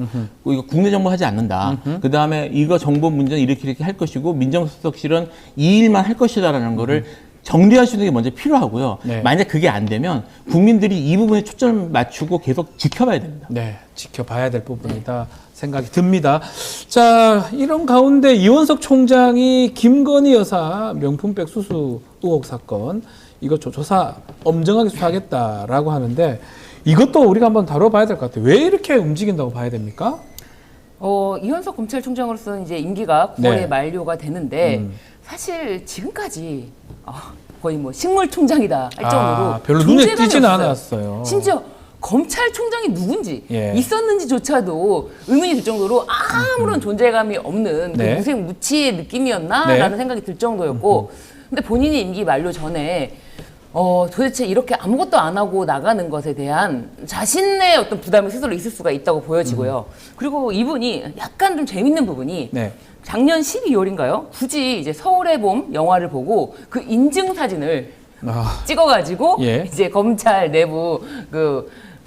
내부망 그쵸, 이프로스. 이프로스에다가 예. 올리면서 예. 자신이 과거에 전두환 대통령 그 재판받은 거를 직접 방청을 했던 사람이다. 연수원 때. 그래서 네. 그거에 대해서 기고글도 사법연수원에 썼고 이런 거를 아주 쭉 그냥 구구절절하게 했던 사람이에요. 네. 근데 서울의 봄 영화는 굳이 좌파 영화다라고 하면서 네. 좌표를 찍고 보지 말라고 부인하면서 그러는데 뭐 이분 정치인은 아니지만 네. 이제 어떻게 보면은 대통령이 검찰총장임에도 불구하고 자신은 또 자신의 행보가 있다라는 그런 느낌을 살짝 보여준 게 아닌가 싶을 정도의 어떤 행보였거든요. 그런 행보가 있다. 있을 네, 수도 그랬는데 있다. 이번에 명품백 수사를 예. 하고 있는데 사실 명품백이라는 거는 국민들에게 인식하기 가장 쉬운 고리예요. 명확하잖아요. 명품백을 왜 받았어? 그걸 왜 받았어? 300만 원짜리 명품백을 왜 받았어? 선물이라잖아요. 심지어 지금 대통령 기록물로 되어서 국고에 기속되었다고 그렇죠. 이철기 의원은 그렇게 변명을 했어요. 그거를 오히려 반환하는 것이 국고 횡령죄다. 네. 이렇게까지 변명을 했어요. 참 논리가 하여튼 많은데 예, 그럼에도 불구하고 이걸 수사를 한다는 거는 이제 어쨌거나 자신이 후임 총장에게 부담을 넘기지 않겠다라고 하는데 이것에 대해서 사실은 뭐 엄정하게 수사를 한다면 이거는 공무원의 아내기 때문에 배우자이기 때문에 공무원, 대통령까지 다 이야기가 수사가 되어야 되는 건데 그렇죠. 뭐 서면 수사로 그냥 몇 마디 그냥 그 변명 박절하지 못해서 받았다라는 변명으로 제대로 수사가 될 것인가? 제대로 수사를 하려면 공무원인 대통령에 대한 수사가 필요한 거예요. 수사가 필요하다. 근데 그것은 불가능하다는 걸 알고 좀 이런 고리지만 자기의 존재감을 그래도 그 서울의 봄처럼 좀 드러내는 어떤 그런 행보가 아닌가. 사실 정확하게 수사를 해서 대통령한테까지 압박하고 이런 모습은 기대하지 않고 기대하지 않다. 네. 그 이런 얘기 나오니까 국민의힘에 이제 이번 당선된 뭐 일부 의원들이 삼김 여사 특검하자. 김건희 여사도 하고 김혜경 뭐 김정주 여사 다 특검하자. 이렇게 주장을 하던데 이건 어떻게 봐야 됩니까? 정치적인 맞불 방식으로 이제 정기적으로 이슈를 해석하려고 하는 건데 일단 뭘 하자는 건지 잘 모르겠어요. 뭐 이제 김혜경 씨는 여사는 지금 기소가 어쨌든 된 걸로 알고 있고요. 네. 이게 뭐 2,000원 가지고 2,000원이죠? 2,000원 네. 가지고 특검을 이미 된 거를 하자는 건지 그다음에 김정숙 여사는 뭘 하겠다는 건지 뭐 옷 같은 뭐 그런 건가요? 뭐 그런 예. 걸 하자는 건지 예. 지금 뭘 하자는 건지는 잘은 모르겠는데 근데 이제 인터넷 여론이나 이런 걸 보면 이게 이 세 명이죠. 네. 이분 삼김입니다. 삼김이. 예. 그러니까 이제 삼김 김건희 여사 그다음에 김혜경 씨, 김정숙 여사를 동시에 특검을 하면 김정숙 지금 김건희 여사가 좋아하겠는가? 네, 그러니까 이거 바꾸자고 하면 예. 정말 이거를 하겠다고 하면은 민주당이 받을 가능성이 오히려 높지 않겠냐? 네. 그럼 하자 그러면 하자 그러면 이제 김건희 여사 입장에서 긍정적으로 보겠냐? 사실 이런 얘기들도 있어요. 네. 있더라고요. 뭐 그거는 뭐 추측이고 이제 인터넷에서 다 하는 얘기들이니까 그래서 이거는 정치적 레토릭 이상의 의미는 없을 것 같습니다. 아무런 의미도 없고 사실은 수사 범위 설정하는 것도 쉽지 않잖아요. 뭘 수사하겠다는 건지도 정확히 모르겠고요. 뭐 혐의가 지금 있는 것도 아닌 건데 김건희 여사 혐의점은 좀 눈에 띄는 게 확실히 있잖아요. 근데 이걸 같이 동렬해 보고 이렇게 한다는 것 자체가 레토릭밖에 안 된다. 네. 예, 정치 레토릭이다. 알겠습니다.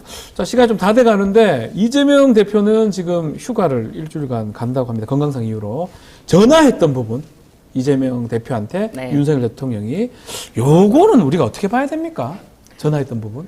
아무래도 이제 예. 영수회담에 대해서 시원치가 않다. 그리고 본인 이야기가 뭐 80%다, 70%다 이런 이야기가 네. 나오니까 이제 그런 차원에서 자신이 그렇게 불통의 이미지를 벗고 싶어서 영수회담이든 기자회견이든 하는 건데 그런 것으로도 부족하다면 내가 할 수 있는 거 하지 뭐.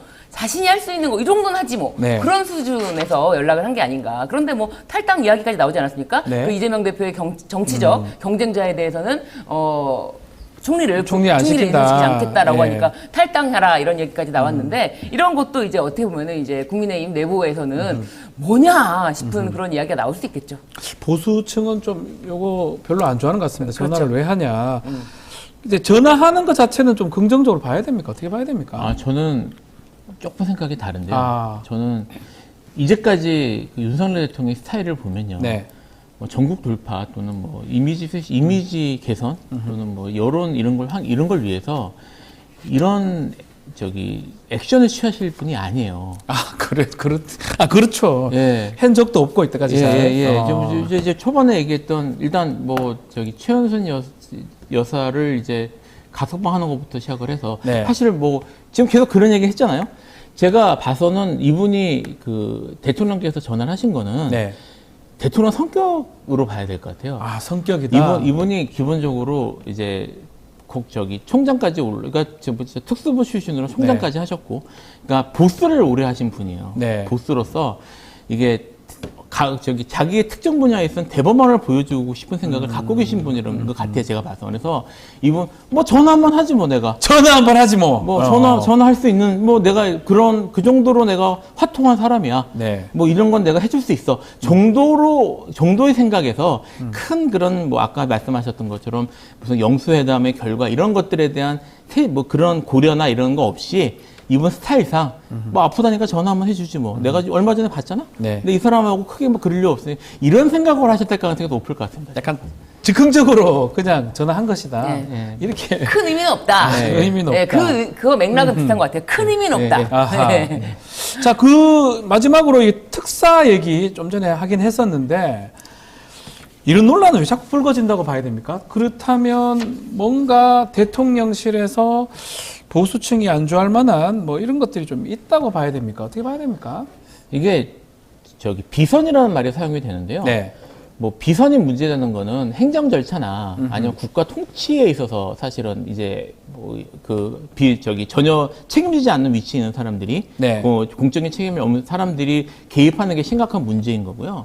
두 분 사이를 연결하는 데 있어서 누군가 이렇게 역할했다는 것 자체가 뭐 그런 뭐 직권남용이나 아니면 무슨 뭐 그런 행정 통치행위에 있어서의 비선 이런 문제하고 동일하게 볼 건 아닌 것 같아요. 네. 그러니까 두 분을 연결해주는 다리가 역할해주는 사람이 있었다. 하지만 뭐 둘이서 연결한 다음에는 아까 뭐 말씀하셨던 것처럼 무슨 비서실장이나 이런 사람들이 또 진행을 했을 테니까 문제는 비선에 있는 게 아니라 그걸 통해서 어떤 얘기가 오가는가가 사실은 이제 문제인 것 같고 네. 거기에 대해서 특히 이제 보수 지지하시는 분들이 분노하시는 것 같습니다. 뭐 여기에 대해서 비서실장 또는 뭐 총리 추천 이런 네. 것들에 대한 논의가 이런 것들이 비선을 통해서, 그러니까 서로 책임 있는 이런 공식적으로 언급된 것도 아니고 책임 있는 그런 사람들을 통해서가 아니라 연결해 주는 다리를 통해서 그런 것들이 얘기가 오갔다는 것이 네.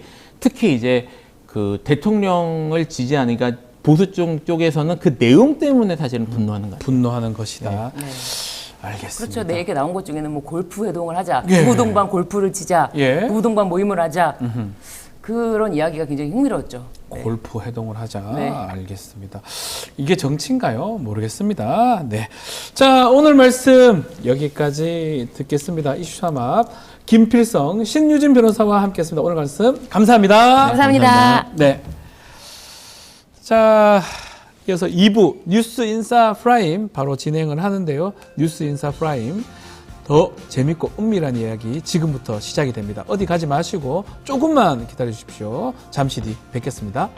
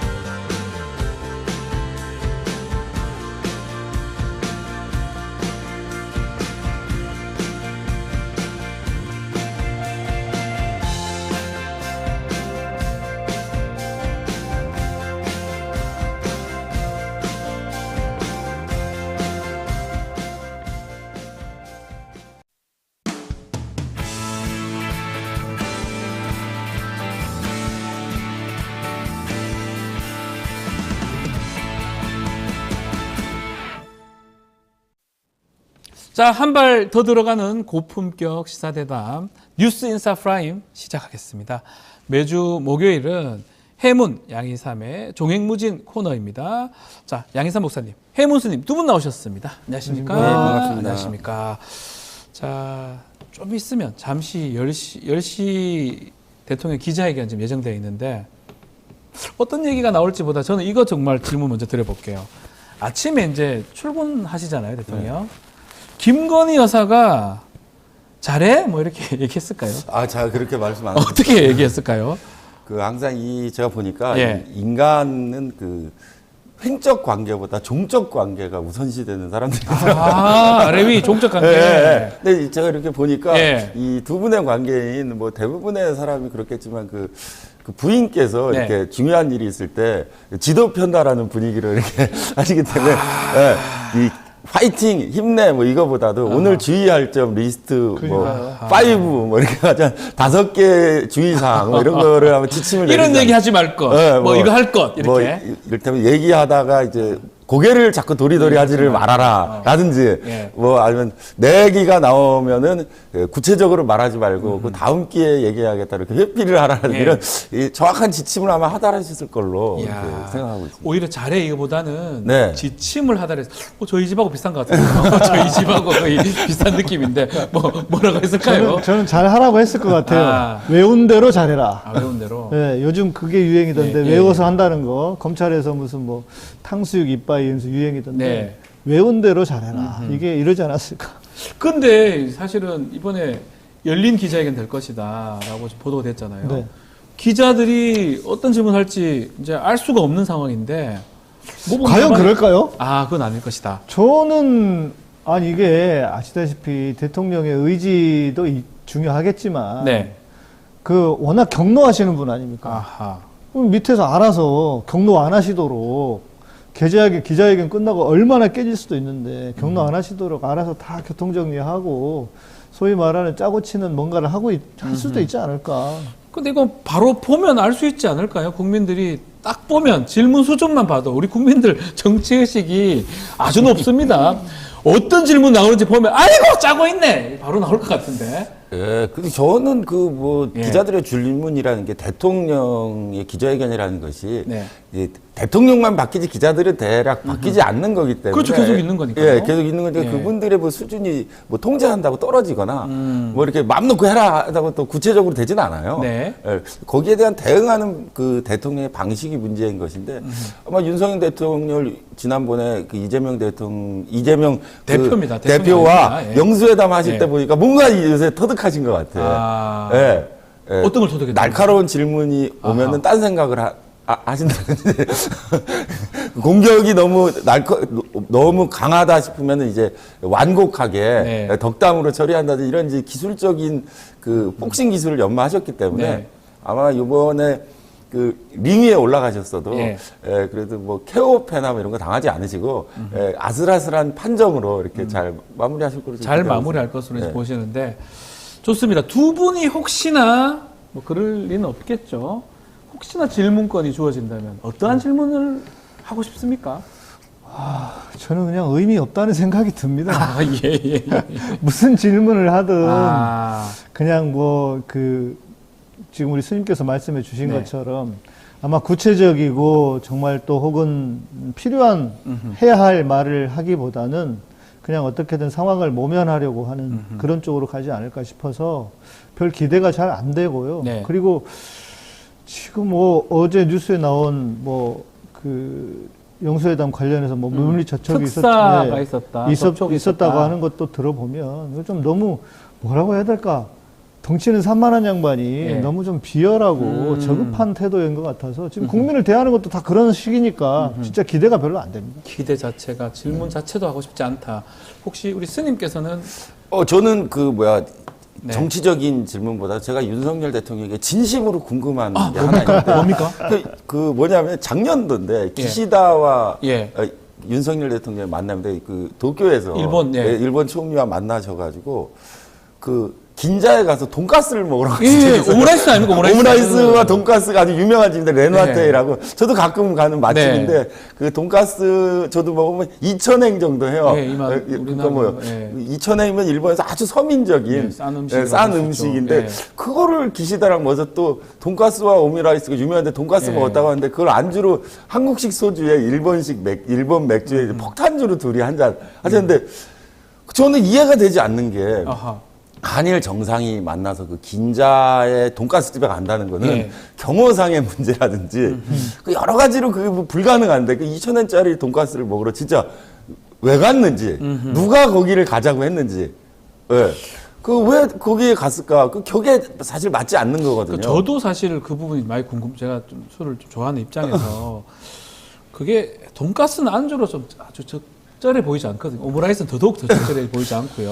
저라면 횟집이나 이쪽으로 조금 그 긴자에 초밥집도 있고 맛있는 초밥 많이 있잖아요. 있는데 그런 것들이 굳이 돈가스집에 가서 그 폭탄을 먹었을까?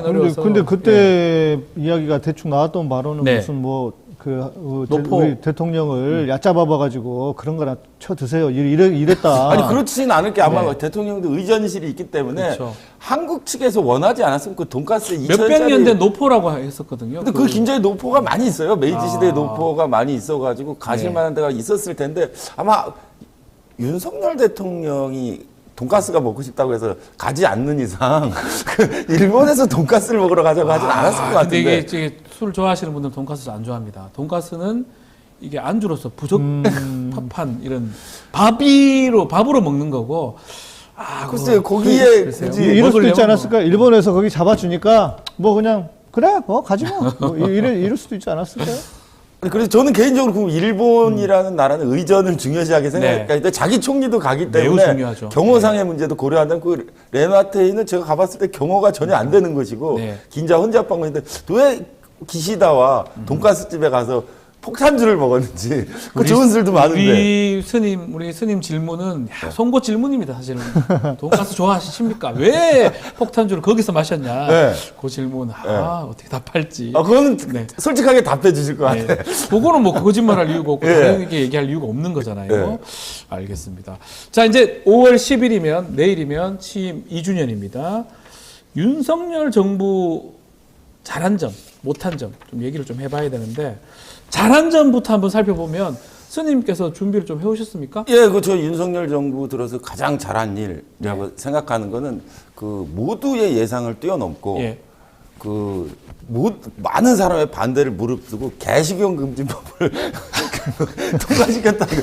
이거는 저 굉장히 놀라운 일이다. 이게 왜냐면 잘한 거다 이거. 88 올림픽 때부터 시작해가지고 그 보신탕집, 개고기를 먹지 말라는 게 전 세계 여론에도 불구하고 그 어떤 대통령도 과감히 이거를 시행하지 못했거든요. 왜냐하면 개를 키우고 있는 곳이 약 인구로 치면 한 10만 명. 육견이죠. 된다고 하는데 그 개식용 금지법 통과를 못했는데 과감하게 예고도 없이 김건희 여사께서 그 개를 굉장히 사랑하신다는 이유로 이 개식용 금지법이 전격 통과되고 그 애칭이라기보다 약칭 이거를 이제 김건희 법이라고 이렇게 부르고 있는데 지난 연말에 통과됐는데 이거는 그 개식용 금지법 통과는 뭐 윤석열 정권에서 아주 매우 잘한 것이다. 매우 잘한 것이다. 요새 한참 이 법이 이제 실제 뭐 여력을 발휘해가지고 그 돌리고 있더라고요. 개식용 금지법 저촉 사항이라든지 개농장들은 폐업을 위해서 어떤 걸 하라든지 이런 카톡이나 문자로 저한테도 오던데 이거는 굉장한 결단으로 한 것이 맞고 아쉬운 것은 이제 대통령의 결단으로 되지 않고 영부인의 김건희 여사잖아요. 개사랑에서 시작해서 됐다는 것이 좀 아쉽지만 어쨌든 이것은 이제 그 윤석열 정권을 기념하는 아주 개식용 금지법이 아주 윤석열 정권을 대표하는 전 법안이 될 거라고 그렇게 생각하거든요. 근데 왜 개는 위하는데 사람은 위하지 않는지 난 그게 이해가 안 돼요. 그 점은 저도 좀 이해가 안 가는 부분이 있어요. 자, 하나하나씩 우리 목사님은 좀 안 좋은 점, 우리나라가 또 역대 정부에 비해서 이번에 달라진 점 하나씩 한번 짚어주십시오. 저는 제일 그 분노스럽고 화가 나는 것 중에 하나가 일본의 골종 외교를 하고 일본 관련된 엊그제 뉴스에 보니까 여건이 없이 일본과 한국이 왔다 네. 갔다 하게 하자. 그러면서 뭐 주일 대사가 그렇게 했다고 하는데 이게 혹시 정말 한국과 일본을 일체화하기 위한 어떤 노력 뭐 이런 것이 아닌가라고 의심하는 분들도 있더라고요. 우리가 알고 있듯이 뭐 독도 문제 또 뭐 배상 문제 뭐 그리고 일본의 경제라든지 지금 그 앞에서도 다루신 것 같지만 그 네이버의 라인 문제. 예. 예. 아무 말도 하지 않고 그냥 나라를 갖다 바쳐도 괜찮다고 하는 이런 태도와 이런 것이 저는 정말 가장 화가 나고 정말 우리 나라를 위해서 자기 목숨을 바쳐서 싸우셨던 우리 선조들은 도대체 어떤 마음이실까. 네. 정말 너무 분노가 나고요. 너무 분노스럽고 너무 화가 납니다. 일본하고 어떤 외교적 부분, 이 부분이 정말 좀 안타깝다. 또 좀 전에 했지만 잘한 거 한 번 더 소개해 주세요. 잘한 거 못한 거 이렇게 왔다 갔다 하면 좋을 것 같아요. 잘한 거는 저는 높은 점수를 주고 싶은 것이 하나 또 있습니까? 있는데 하나는 인혁당 사건이 아, 있습니다. 인혁당 사건요. 사건으로 피해자들. 그 피해자들의 배상금을 예. 받았는데 예. 그 배상금을 반환하라는 그 판결이 나중에 나와가지고 네. 인혁당 사건을 배상금을 받았던 사람들이 그 배상금을 내지 못해서 이자가 아하. 연리 20%로 붙였기 어마어마 때문에 지연이자니까. 네, 지연이자로 20% 붙여가지고 실제 사례를 보면 5억 받은 사람이 예. 이자가 15억 되는 예, 사건이 예. 있었거든요. 예. 근데 이것을 그 역대 정부에서 해결하지 못했는데 윤석열 정권이 들어와서 이 인혁당 사건의 배상금, 이자 문제를 해결했습니다. 받지 네. 않는 것으로 정부가 이자를 면제해 주는 것으로 했는데 이거는 과거사 문제 중에서 드물게 네. 아주 윤석열 정권에서 그 칭찬받을 만한 사건인데 근데 그것이 이제 대통령의 영역이었는지 법무부 장관의 영역이었는지는 네. 좀 불분명해서 제가 볼 때 이 그 한동훈 장관이 네. 이 인혁당 사건의 배상금 문제를 해결하려는 의지 때문에 해결된 것이지 굳이 대통령과 관련된 것은 아니지 않나 하는 아쉬움이 남긴 하는데 어쨌든 간 윤석열 정권이 인혁당 배상금 이자를 면제시켜줬다는 건 대단히 평가할 만한 부분이라고 저는 생각합니다. 잘한 게 근데 아주 커 보이지는 않습니다만 어쨌든 간에 뭐 굳이 찾아보니까 피해자들 기준으로 봤을 때는 매우 중요한 그렇죠. 이것도 법무부에서 했던 거예요. 네, 법무부 그렇죠. 장관이 한 건데 그래도 대통령 정부에서 했다고 봐야 되는 게 맞을 것 같아요. 근데 이제 요거는 지난 정권을 말하지 않을 수 없는데 네. 그런 문제들은 어찌 보면 민주정권에서 당연히 아무런 문제 없이 해결해 줄 수 있는 문제였지 않습니까? 네. 근데 왜 그런가? 뭐 그 인혁당 사건이 소위 말하는 색깔론 뭐 이런 것을 두려워해서 눈치를 보느라고 그런 게 아닌가 싶어요. 그러니까 아무리 민주정권이라도 뭐 함부로 할 수 없다 뭐 이런 것인 것 같은데 네. 그래도 이거는 당연히 해야 할 일이고 지나치게 눈치를 보면서 소신 없이 하는 이런 정치 행태가 자아낸 문제가 아닌가. 그러다가 오죽하면 정권이 바뀌어서 소위 말하는 보수 정권이라고 하는 데서 이런 일을 한다고 하는 것은 이게 부끄러운 일입니다. 부끄러운 일이다. 이건. 또 잘한 것도 있습니까? 저 잘한 거 계속 나오시네요. 잘한 걸 얘기하라고. 하수근처럼 나오는 것 같아요. 잘한 게 있습니까? 그건 제가 작가님한테 들었는데 예. 그 윤석열 대통령이 생각해보면 이게 좀 특이한 면이 있어요. 네. 약간 엉뚱한 데에서 뭔가 이렇게 하나씩 툭툭 튀어나오는 게 있는데 지금 앞에서 이야기한 것 같은 개식용금지법을 통과시켰다든지 아니 굉장히 보수의 목소리를 내는 사람이 갑자기 인혁당 사건을 해결한다든지 이게 좀 약간 앞뒤가 맞지 않는데 이것도 약간 앞뒤가 안 맞는데 윤석열 대통령이 늘봄 학교라고 해가지고 갑자기 전국에 있는 초등학교 아이들을 밤 8시까지 다 돌봐라 해가지고 교사들이 막 난리가 났던 사건이 있어요. 학부형들은 굉장히 좋아하고 교사들은 교원 충원을 안 해주고 저녁 8시까지 애들을 돌보라 그러면 우리는 어떡하란 말이냐라는 반발이 있었는데 이 반발을 과감하게 잠재워버리시고 금년도부터 전격 시행하고 계신데 이 부분은 어쨌든 간에 저출산 문제라든지 아이 복지 교육과 관련해서 윤석열 대통령이 아니면 앞뒤 없이 전격 시행하기 어려운 부분이었는데 이 부분은 많은 맞벌이 엄마들에게 좀 여유와 그런 걸 주었다는 그렇죠. 높이 평가할 만하다고 생각합니다. 잘한 거다. 다만 약간 앞뒤가 없어가지고 보시면 하나는 개 관련된 사건이고 하나는 그 망자 유족에 네. 관한 부분이고 하나는 이제 아이에 관한 아이들 부분인데 전부 문제고. 연결선상은 없어요. 이게 왜 네. 갑자기 왔다 갔다 하는지 어쨌든 간에 그런 건 모르겠지만 이걸 전격 시행했다는 이 행동력 하나는 높이 살만하다. 긍정적으로 봐야 된다. 네, 알겠습니다. 우리 목사님께서는 좀 2년 하면서 달라졌던 부분, 네. 또 좀 전에 외교적 얘기를 좀 했는데 그거 말고는 또 어떤 게 네. 있습니까? 뭐 이게 잘했다면 잘한 건가 싶어요. 네. 왜냐하면 나라를 살린다. 네. 살린다는 전제가 뭡니까? 죽여야 되잖아요. 죽어야 되잖아요. 네. 그러니까 살리기 위해서 죽이는 건지 도대체.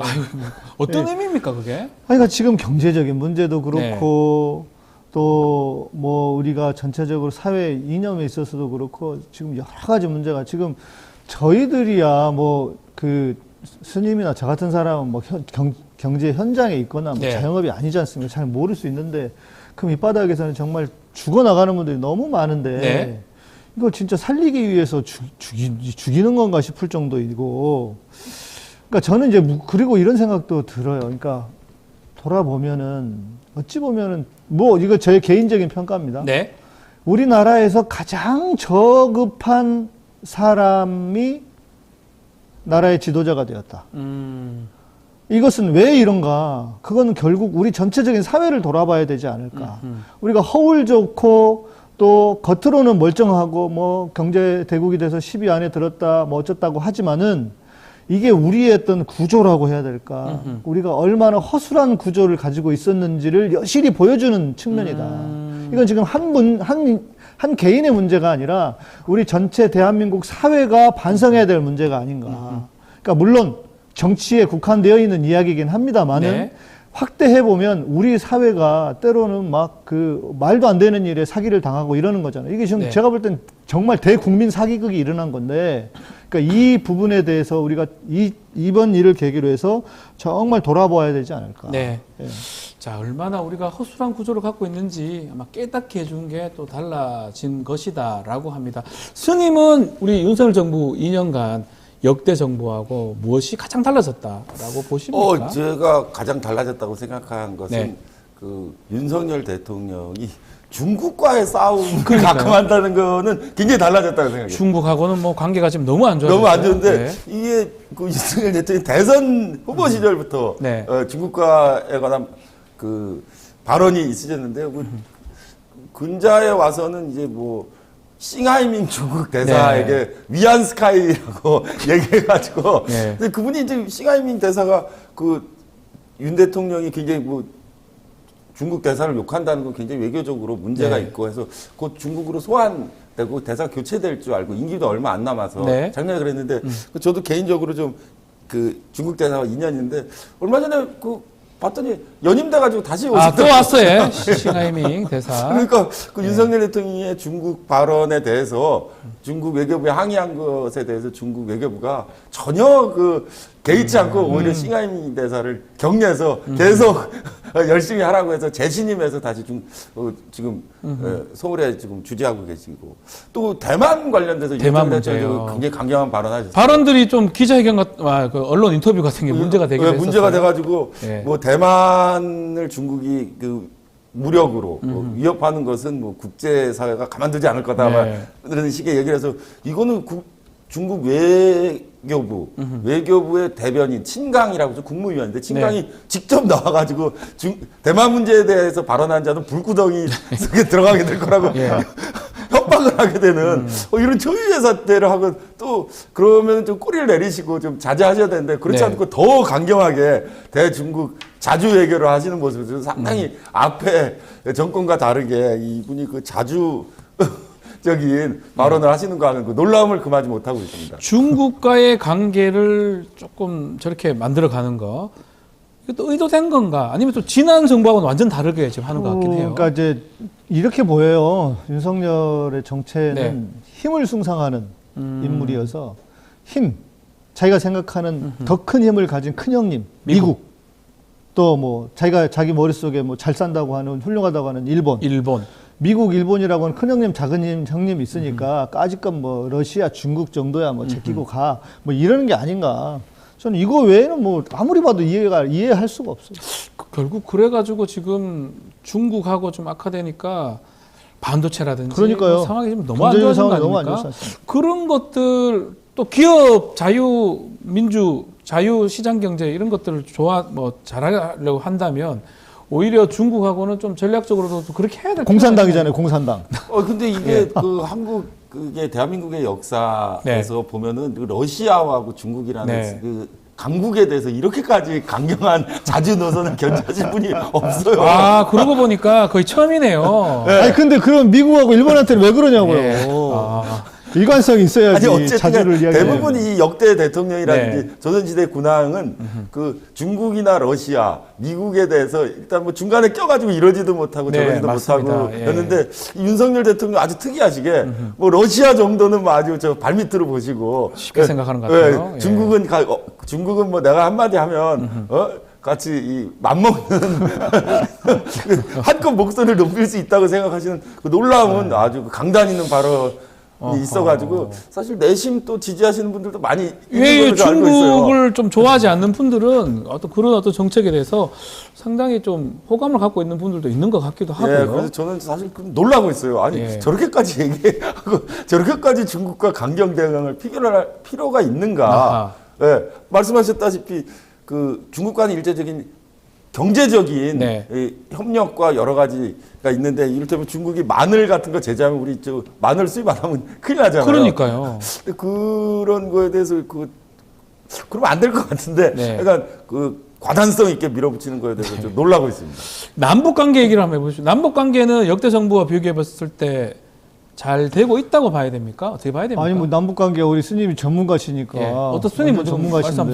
남북 관계 문제 보면 이 윤석열 대통령이 여기서도 굉장히 특이한 사람이에요. 왜냐하면 대통령 취임 선서에 그 남북 통일, 평화 통일에 대한 의무가 대통령 취임 선서에 들어가 있거든요. 근데 대한민국의 대통령은 그 북한 그리고 통일에 관한 자기의 명확한 인식이 없이는 대통령이 될 수 없어요. 근데 윤석열 대통령은 그 북한 통일 문제에 대해서 한 번도 본인의 의견을 피력한 적이 없고 한번 들어본 적이 없어요. 들어본 적도 없고 생각도 안 하시는 것 같고 그런데 그 이 북한 대북관 통일관에 대한 의견을 개진하지 않는 선을 넘어서 북한과의 이제 대화라든지 뭐 역대 정권이 이제 그 지지율이 떨어지면 남북 정상회담으로 이걸 돌파구로 삼아서 반전을 노리는데 뭐 정상회담인데 일체 그런 생각이 없기 때문에 그건 대단히 특이한 현상이다.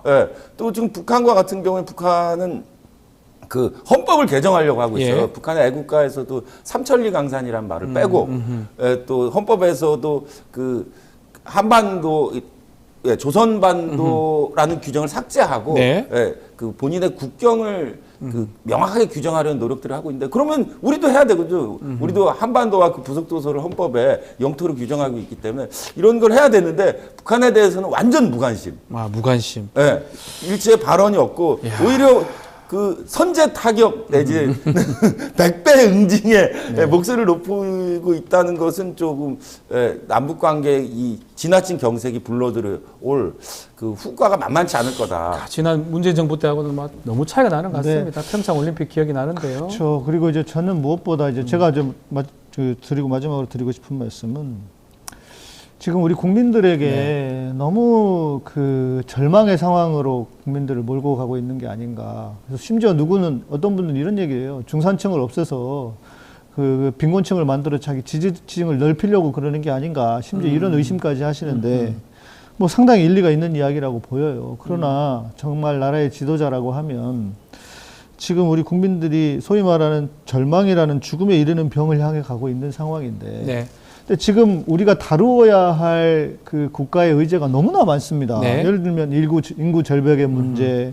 또 기후 재앙 속에서 에너지 문제라든지 미래를 어떻게 준비해야 될 것인지, 또 우리의 그 양극단화된 사회에서 소위 말해 사회 구조를 어떻게 바꿀 것인가. 그래서 기본 사회 같은 것도 중요한 이슈가 될 것이고. 그런데 이 모든 것은 하나도 없어요.